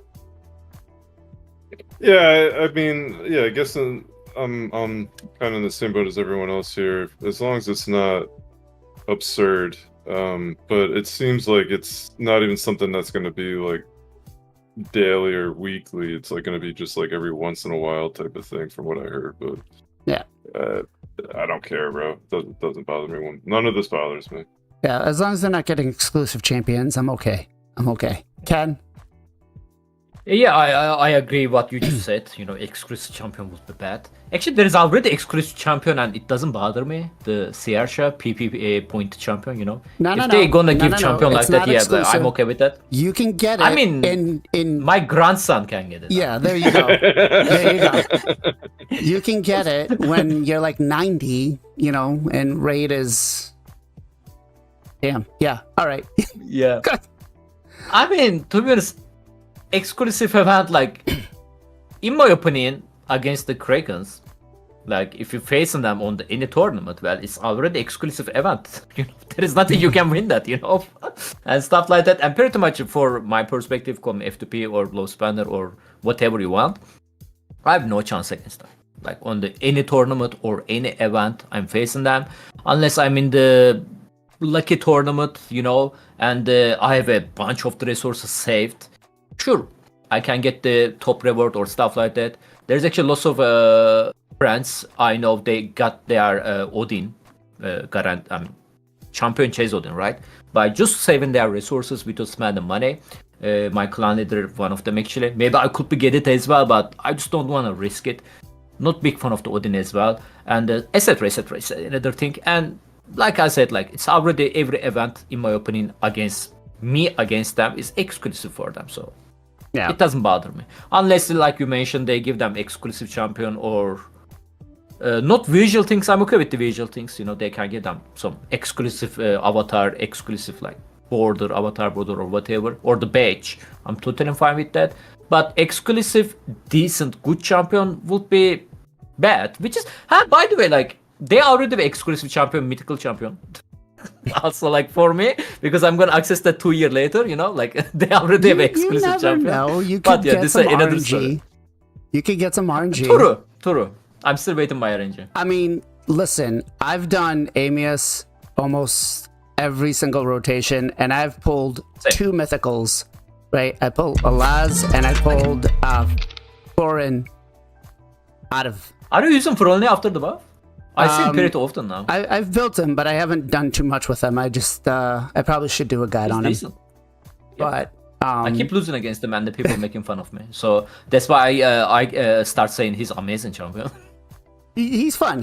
I just don't have mythical books. It's seriously good though. Yeah.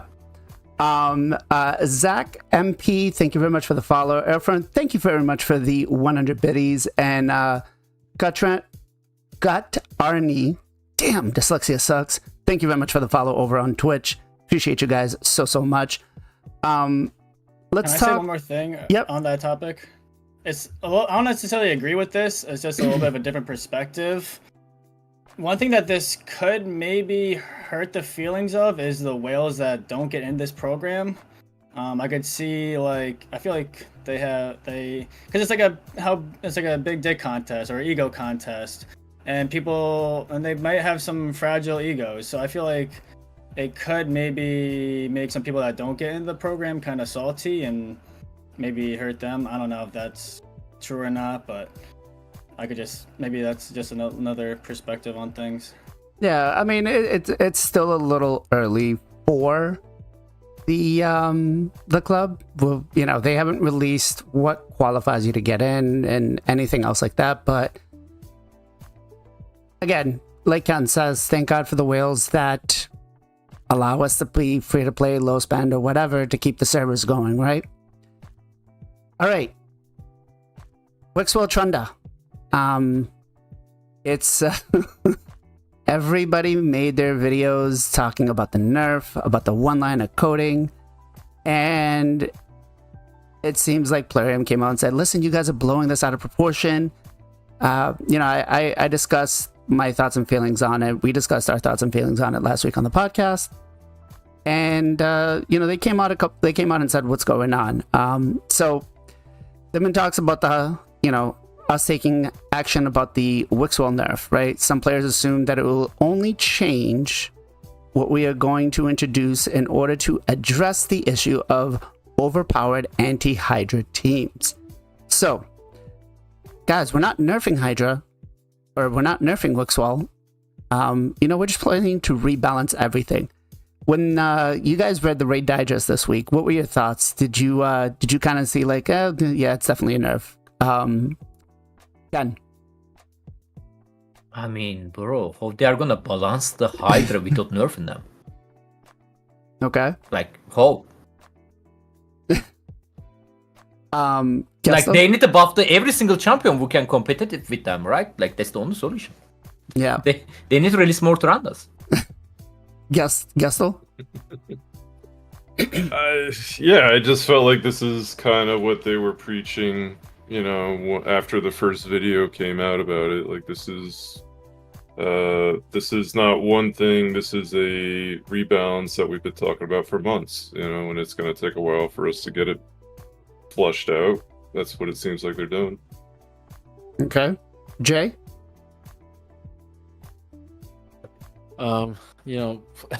They play their game, but they don't really play like we do. So when they said complex solution, I was just like, bro, are they just using different words to not use the word nerf because no one likes that term?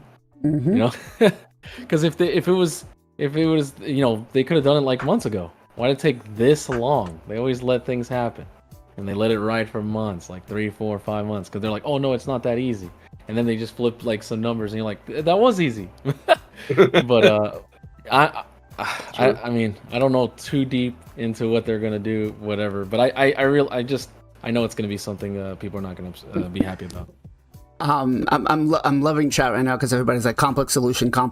Like, just put one particular skill in there that says they can't hit too hard. By the way, my country doing that very well, Jay. Instead of saying like they are increasing price of the text, they saying like we adjusted, stuff like that. PJ, what did you think when you saw this come out? Yeah, it's not a nerf, it's because it's a rebalance. There's a difference, guys. There's a difference. You gotta understand this. No. Yeah, complex solution to Plarium scares me. Whenever they try to get into anything complex, it never goes well.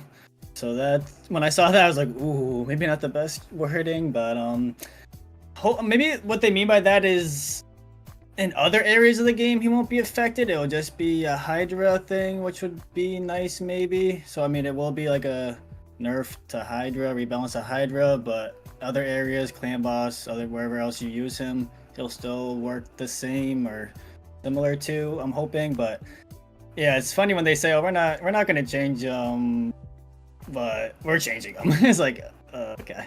Yeah, so I think the way I read it and the way I understand it is that this is whatever changes they do is just supposed to be to Hydra. So Wixwell is not going to get a shadow nerf in Clan Boss. So I think those teams Hopefully are safe, right?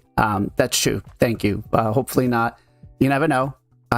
Something could not be working as intended, and they might have to go back to doing things the old way where they just let things go. Zero. I love that PJ just said Mr. 2Tox to Ken. He called me out. Free to play content creator. No.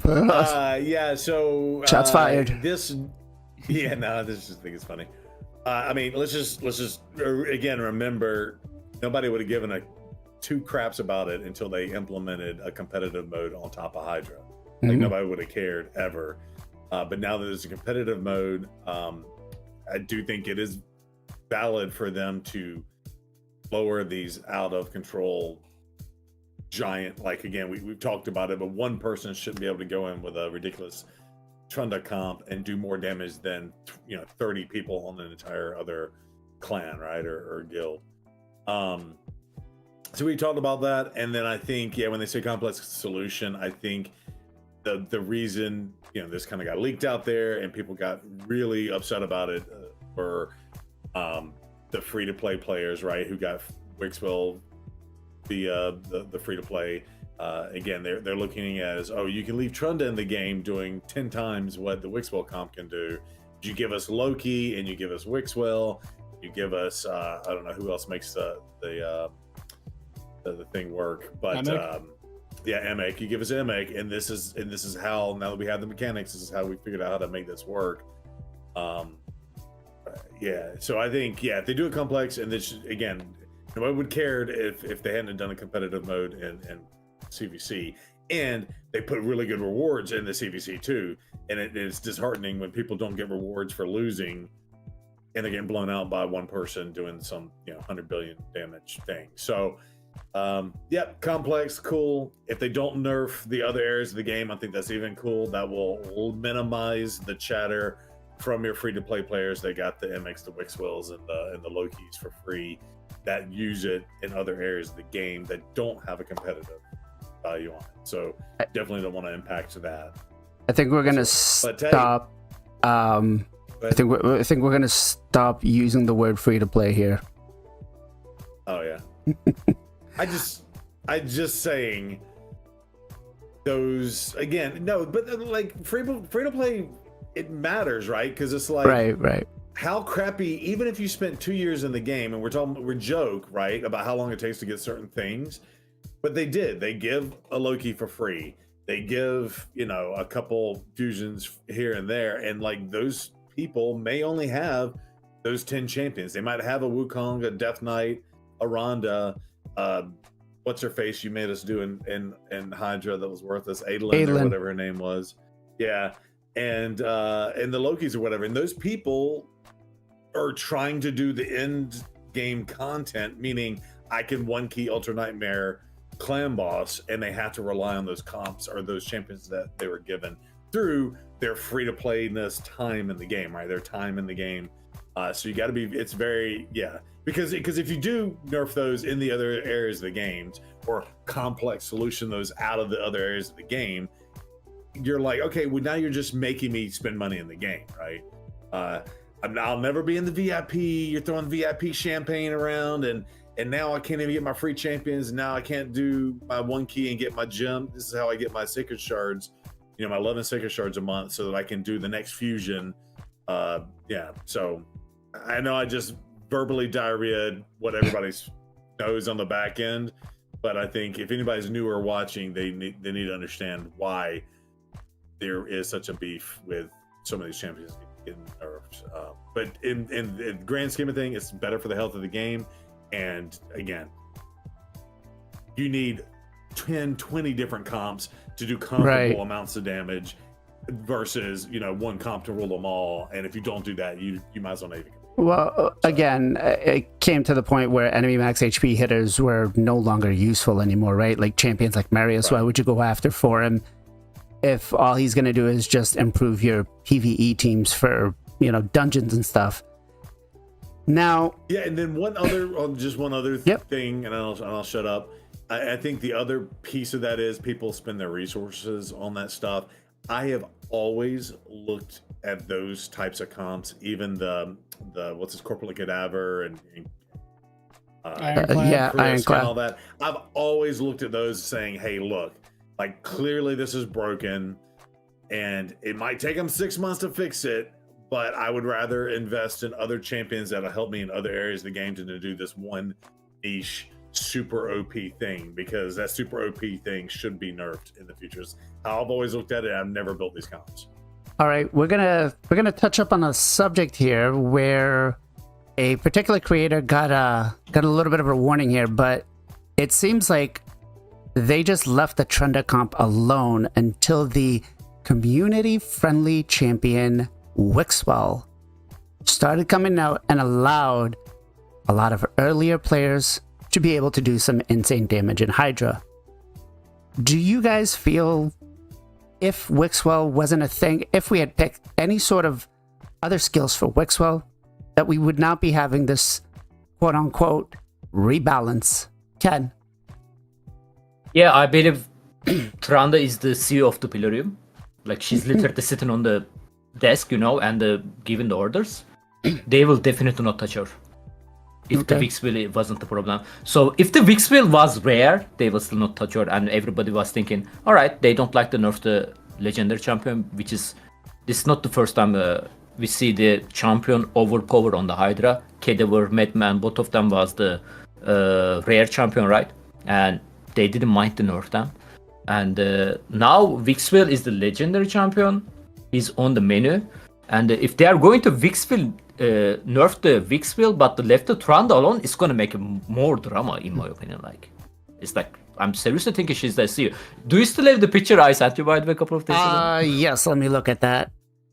While I look for this, let's go to Gestal. Do you think that they would have changed it?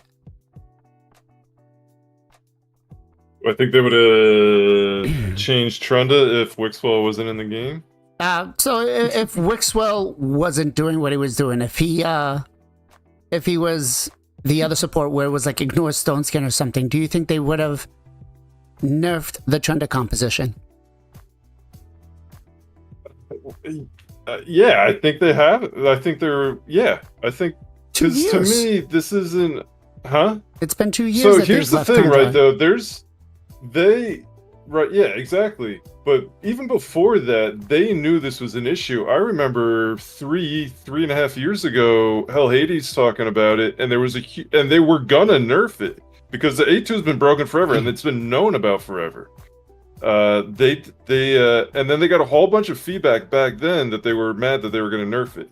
So carry this forward into Hydra. It comes up again because she's doing insane damage in general, but especially on the busted heads because of whatever happens there, the crit damage and the multipliers get out of control.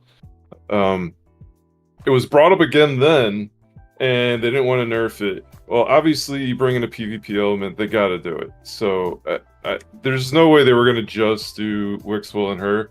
If Wixwell didn't exist, or whatever, Yannicka, or what, blah blah blah, whatever else has come along, I still think they had to fix it. They have to fix Trunda. She's the worst of the worst. Like, all these other ones are bad. I just mess around and I've been having fun with these comps, to be frank. It's tough to win your clashes, so I just keep making mine better. So I just did 90 billion Hydra Clash points with the Trunda team on Brutal. It's so broken, bro. I have Toshiro, I have Garl, I have a nasty, like, well put together, awesome gear, protection on 3 people that are putting up all the buffs. Huge team for my Nightmare team. It did 1.2 billion points. Wow. 1.2 billion. Wow. 30 billion from Trunda on Nightmare, or on Brutal. It is overly broken. It is disgusting. And you just sit there and watch it happen. Like, you don't have to do anything. So Trunda has to get fixed, man. I'm sorry. It had to get fixed 3.5 years ago. It should have gotten fixed then, but they have to do it now. It's the worst part of Hard to Clash. Wow. And I have the comp, and I invested a lot of resources in it. It's so broken. I mean, that definitely. I have Trunda, and I can make a comp on my account, and I just choose not to do it. What was it, Bronco? I was sitting with him in Discord a couple of days ago, and he almost had me like, dude, you should build one. You should build one. And I was like, do I really want to? He's like, yeah, you got a full auto team. That's You what can do happened it, to me. double MX, you know? And I was like, and I came so close to doing it. And I was like, no, screw this. I'm not going to do it. I don't care. Not because they're going to nerf her, because she's already built on my account because of Centranos. But I don't want to sit behind the screen for 2.5, 3 hours, right? So this is the picture that Ken sent me earlier this week, proving that Trunda is the CEO of Plarium, right? When I saw it, I did chuckle a little bit. I was like, yeah, that definitely seems like it. But she's wearing a suit. You can't see the thighs. I don't know. Trunda doesn't seem like somebody that would wear pants. She seems like she would just, I don't know, flex her muscles and just rip them. Jay, what are your feelings about it, man? Do you think they would have nerfed Trunda if Wixwell wasn't in the game? Well, if that picture is from their art station, then that clearly shows that Trunda's nerfed because you can't see the thighs. But Wixwell Wixwell, he had the support version, the defensive version, and then the offensive version. Of course, with some other stuff, we looked at, as a community, we looked at all the stuff, and the defensive one sounded the best. It's like a Valkyrie, but, different stuff and had intercept. No other one was as good. I mean, it would have been just another generic attack nuker. And then the support one's like, we already have so many supports in the game. Like, why do we need another one? So the defensive one was interesting, and it allowed a lot of free-to-play players and content creators to kind of come up with interesting strategies. So no, I don't think if the red one they would have nerfed Trunda, but that Wixwell, the red one, probably wouldn't have got touched unless it had ridiculous multipliers and killing everybody, right? Like we don't know, but Trunda definitely needs to get adjusted because it shouldn't be fair that one champion can do like crazy stuff but other champions can. If other champions were similar, or maybe had something flashy or unique, right? Like kind of like a Rathalos Blade Master, where you can like set it up and get it to, okay, that takes time, right? This is just, you put it in there, boom boom, explode, wow, reset, do it again. So it's just like cheap. So yeah, hopefully they do adjust. I like to rebalance Trunda. Rebalance, right? Not nerf, rebalance. Yeah. Rebalance. Let's use that word. PJ, what do you think? Would they have rebalanced Trunda and if Wixwell wasn't in the game, or Wixwell wasn't what he is now? I would like to hope and pray that the community would have come together and like vocalized like our opinions enough for them to change it. Would they've actually done it without Wixwell? I don't know, but I hope they would have. Again, like everyone's mentioned, this is such a big problem. She does 10 times like more damage like at the top than everyone else, like maximizing the like teams. And I don't think people are gonna complain if she gets nerfed and then Toshiro is doing the most. It's like, yeah, but there's other people that are comparable to Toshiro. He's not 10 times better than the next person behind him. He's a few percent better, whatever, few times, like not even. And then that new Void champion that just came out might be even better than Toshiro. That new Void is insane. So again, they can power creep Toshiro. I mean, they can power creep them by a little bit, instead of just a 10 times power creep where it's such a big difference. So I'm sure there'll be champions that are better Toshiro, better than this new Void in a few years or 6 months, or whatever. But they're not going to be that much better. So yeah, I hope they would have done it, but I don't know. But I'm glad that they are, even with having Trunda. Okay. Dab Master, what about you? You're muted. Thank you. I don't even know how Wixwell even came out to begin with. Bronco. They got ahead of. They got. Yep. Huh? Bronco. Oh, what about Bronco? Bronco Raids was the one that created the comp. No. I'm saying how Wixwell even came out in the first place compared to Emic, because they knew the shield was going to be an issue with the testing ahead of time. So I don't know how they didn't cap, Wixwell's ability to out shield the way they did. True. So yeah, I mean, like same thing happened with Emic. They were like one-shotting Clan Boss or something with Emic, and they put an artificial cap, and they're like, okay, and then people were pissed about it, whatever. But it's like, you know what? Did before the champ came out, and then Wixwell's so crazy because they allowed us to vote, and we voted in what we thought was going to be the best thing, and then again, they knew the shield was going to grow. They had on paper the Emic problem to begin with. So all that being said, and I think I said this when we were talking about this a few weeks ago too, is I want them to keep innovating new ways to do content in this game. Like, I don't have a problem of building a shield and throwing it out and having the Yannicka who's free to nuke it or whatever. Like, that's cool. I think they'd be better off. And again, nobody would care if it wasn't a competitive mode, but now it's a competitive mode.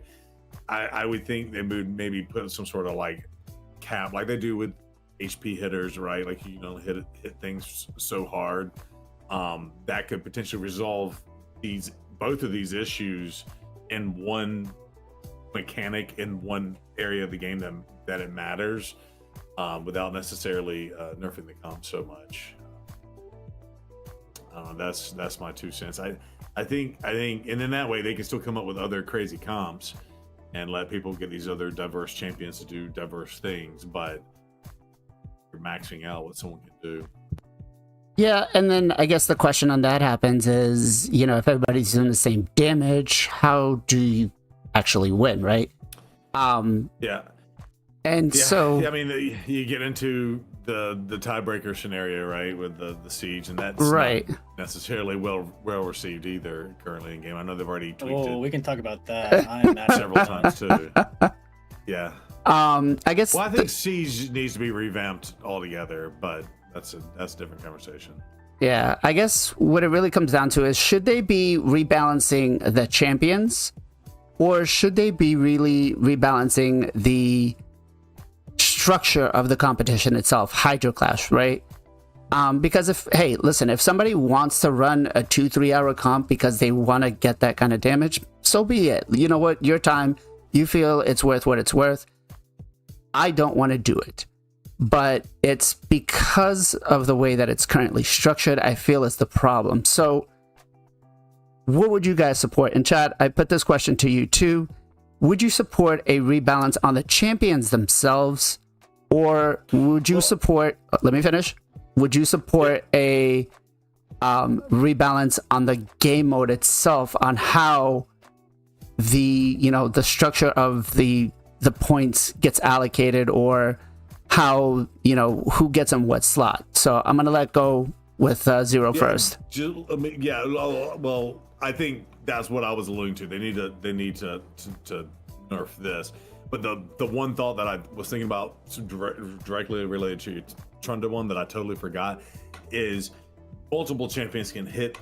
Trunda might be hitting way harder in arena. It doesn't matter if she nukes your whole team, and you have other ways of dealing with that, because there are plenty of other champions that can nuke your entire team, right? So I think Trunda doesn't matter that she's hitting that hard in, say, arena.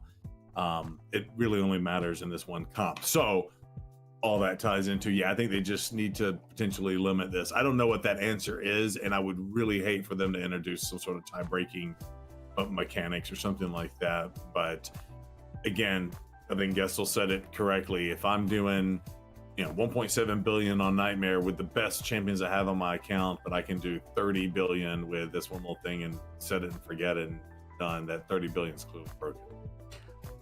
And I think, you would kill our entire clan, Gestal.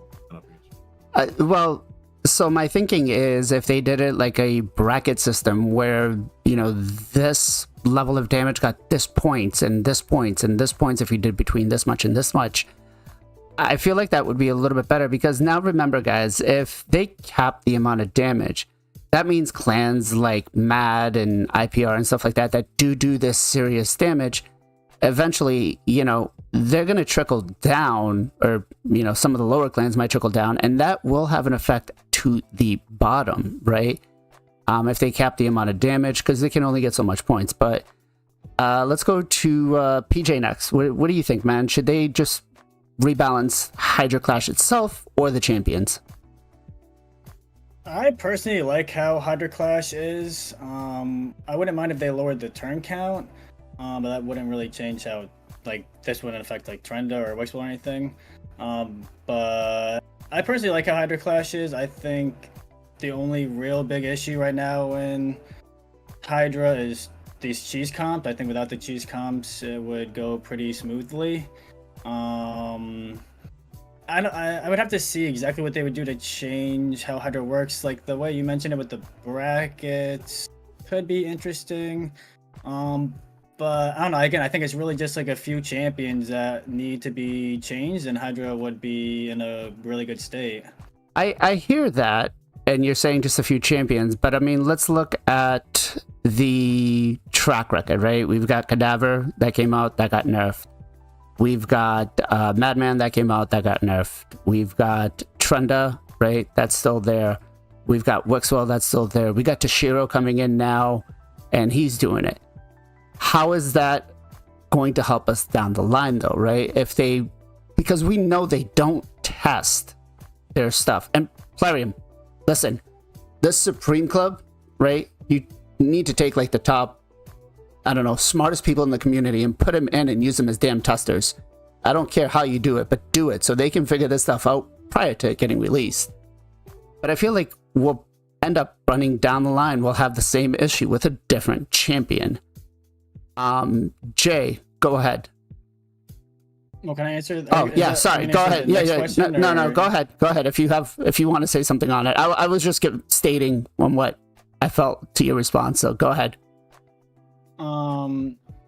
Yeah, I mean, I don't know. I just feel like it's different levels, and we also, as a community, have to understand that nerfs aren't necessarily a bad thing. It's because we see nerfs or rebalances. Like, it's gonna be for the better overall of the game, and I feel like as players, we see that and everyone starts freaking out. And I think if we were just a little bit more accepting, and Plarium didn't wait as long. It's a double, like they wait so long, and then people start putting their resources, and then they're mad when they get nerfed. But if things were nerfed right away, or like right when people say there's problems, then people wouldn't be putting all these resources and stuff in down the line and be getting mad then. So if they would be more active with like fixing the problem and nerfing them, and the player base would be a little bit more understanding, then that could be a good thing. Right. I agree with Susa's comment here. Make 4.0 a tester. He made Aelin work. He can make anything work. So I agree with that. I agree with that. Let's go. Plarium, sign him up. Jay, sorry. Go ahead, brother. Yeah, I don't think we ever should touch. Don't touch Hydra class. It's a little bit better now, and I don't think touching champions is the way to go because it just upsets people. They've already invested resources into a character. I always let my community know, like, don't do it. It's gonna get nerfed. And they're like, but it's been like a month or 2 or 3, and I'm like, it's gonna. And then what are you gonna do then? I think what they should do is just change the boss, right? Don't change the champions, because that's the whole point of this game is to build them out and use them. You know, if you hurt a champion or rebalance them, now you got to play a whole different way, and they might not even be good the way you were using them. So I would just say, you know, actually learn your game and actually adjust the boss. So you could just change some numbers, some little things in the passive, so there's damage caps or things like that. Like that's what I would pretty much do, you know, because like Cadaver people were using can't use it anymore. MX, you know, A1 couldn't use it anymore. That doesn't mean the champion's not good anymore. It's just now you have to use the champion for something different. So I just think they should just adjust Hydra, like, you know, plus where's the other 2 heads? We're still missing the other 2 heads. Like 2028, Jay. 2028. It's been confirmed 2028. Right before they shut down the server. No, I'm just joking. No, I hear ya. And nerfing the bosses themselves or rebalancing the bosses is definitely one of the ways to go. But again, if we fall into the fact that every single champion can only hit so much, then, you know, eventually we're going to have those either tie teams or, you know, the tie out scores. And what do we do there, right? Like I feel like capping the damage on something that they could do works out well in theory. Go ahead. Isn't the damage already capped? It's capped. Like that's max HP. It's capped for like some stupid number for everybody else, but for max, well, that's a good point. For max HP, it is capped at 10%, which right, you know, has kind of destroyed enemy max HP champions. Like, you don't really bring them into Hydra unless you can't run something better. But I feel like capping the damage is not the solution. There needs to be something else more, right? Gestal, Agreed.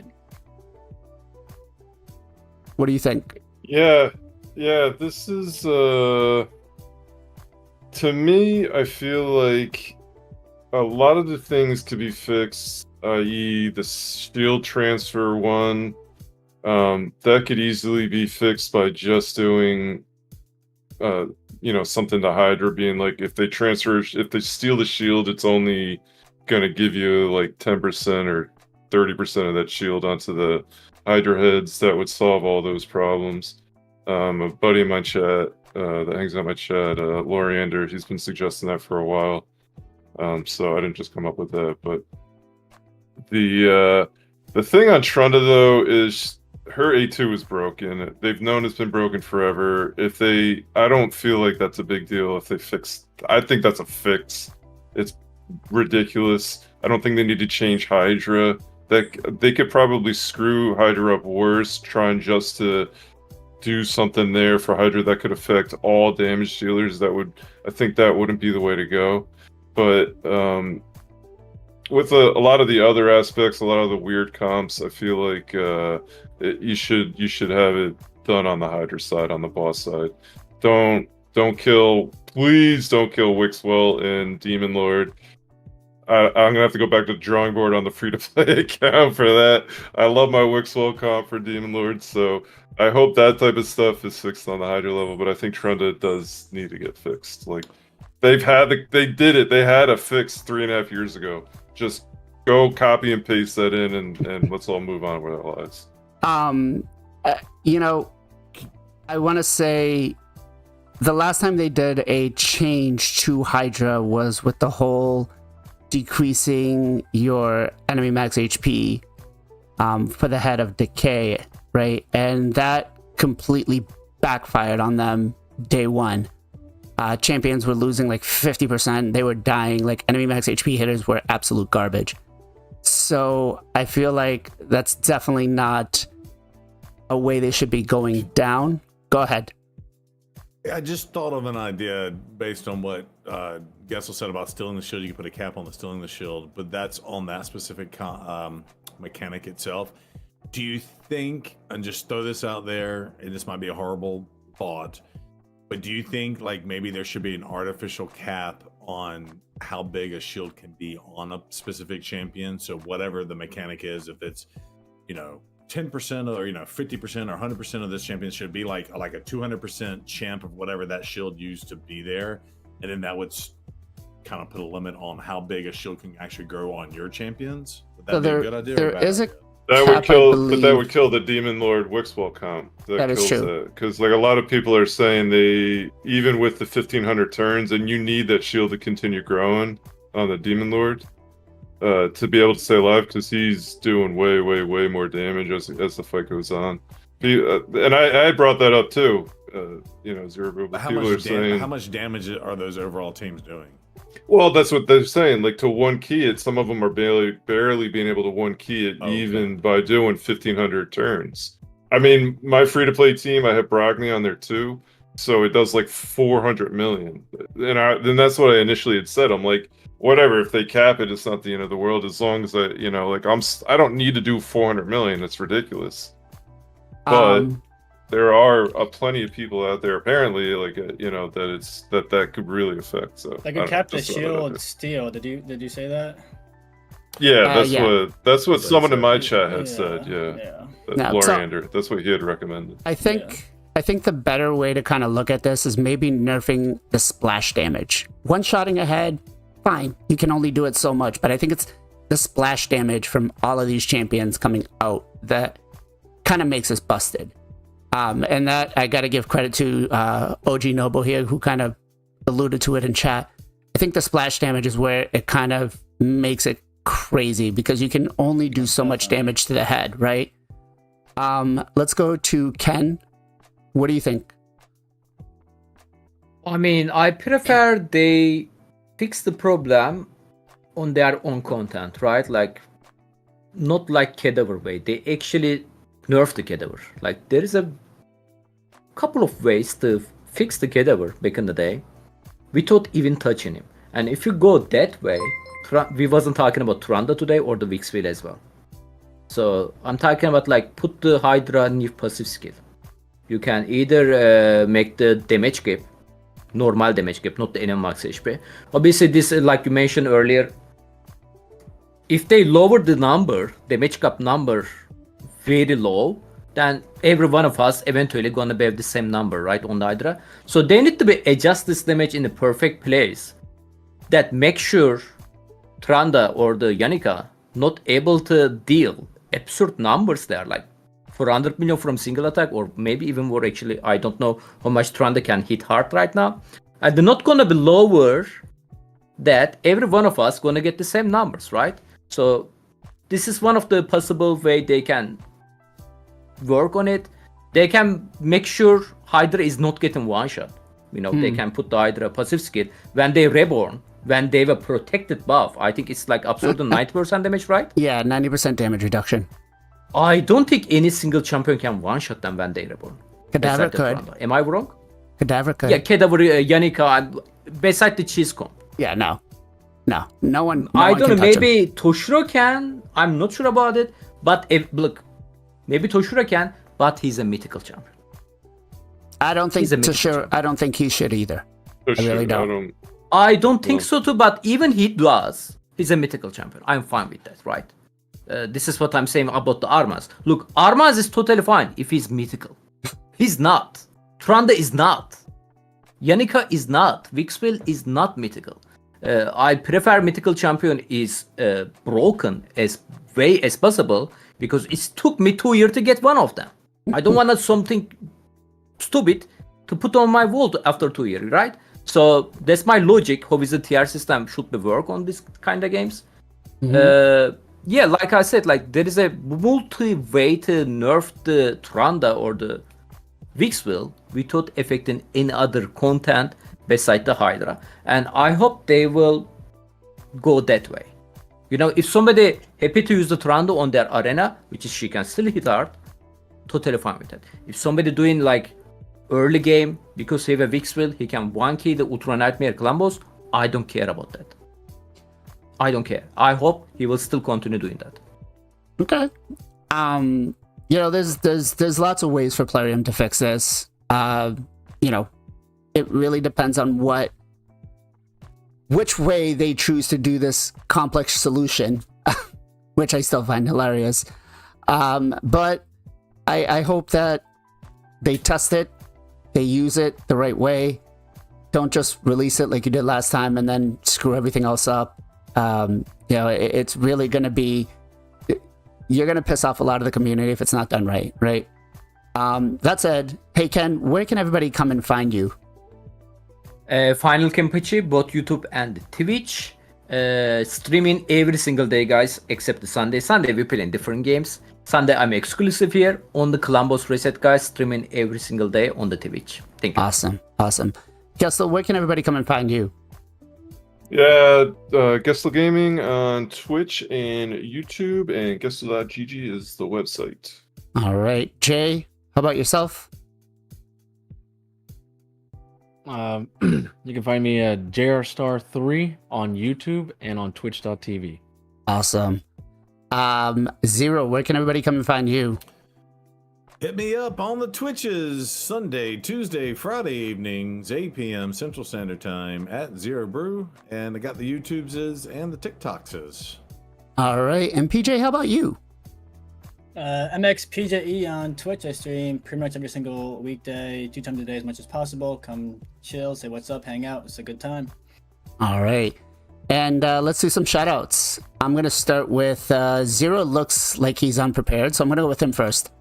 Sure. No, I was looking. I'm Foro. My shout out goes to Foro. He's been on the channel a few times, or I know at least once or twice. But also he's a good dude. Puts out great content, and he lives down in Houston. One of these days I'm going to meet him in an IRL in real life. So shout outs to Foro. All right, Jay. How about you? My shout out goes to TTV Reaper King, aka the Cthulhu King. He is recently he has spent over like 50k in like 2 weeks, so he's leveled up his account, and it's kind of crazy. Of all the shards I've been able to pull, never have I ever done that ever before. So it's been a crazy amount of voids and primal shards. But shout out to him. Wow. Gestal, what about you?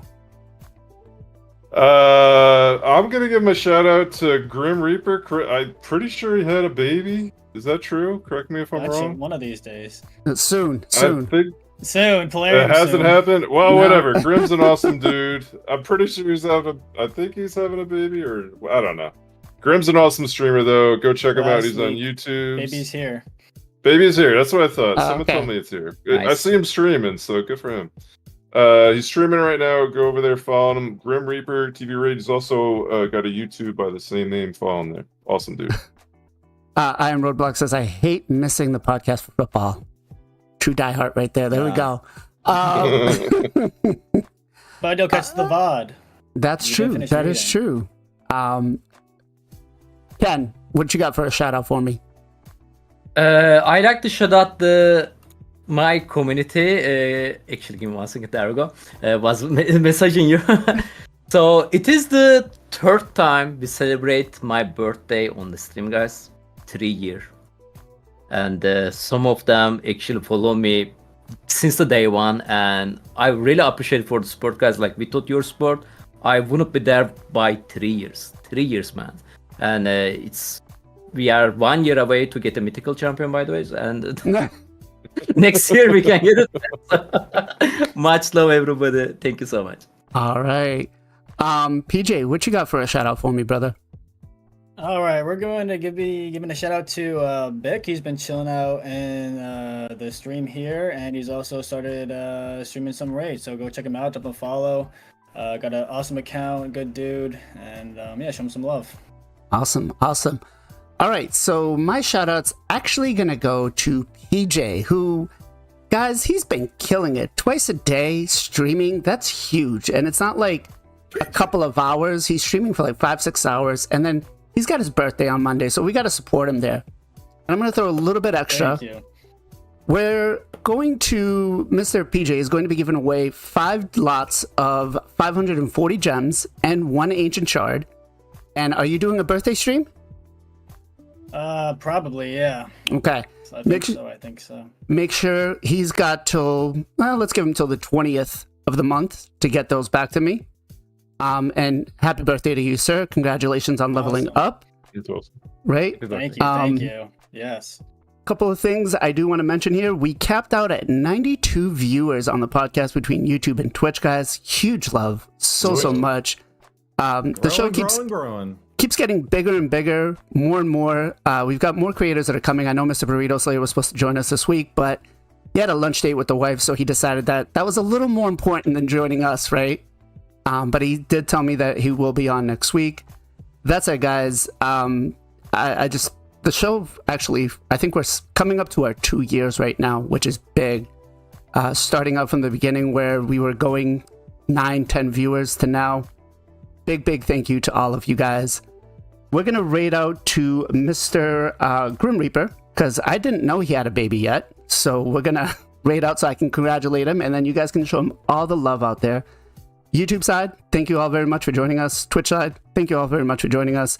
We hope that you have a wonderful and great week, and we will catch you guys all on next week's podcast.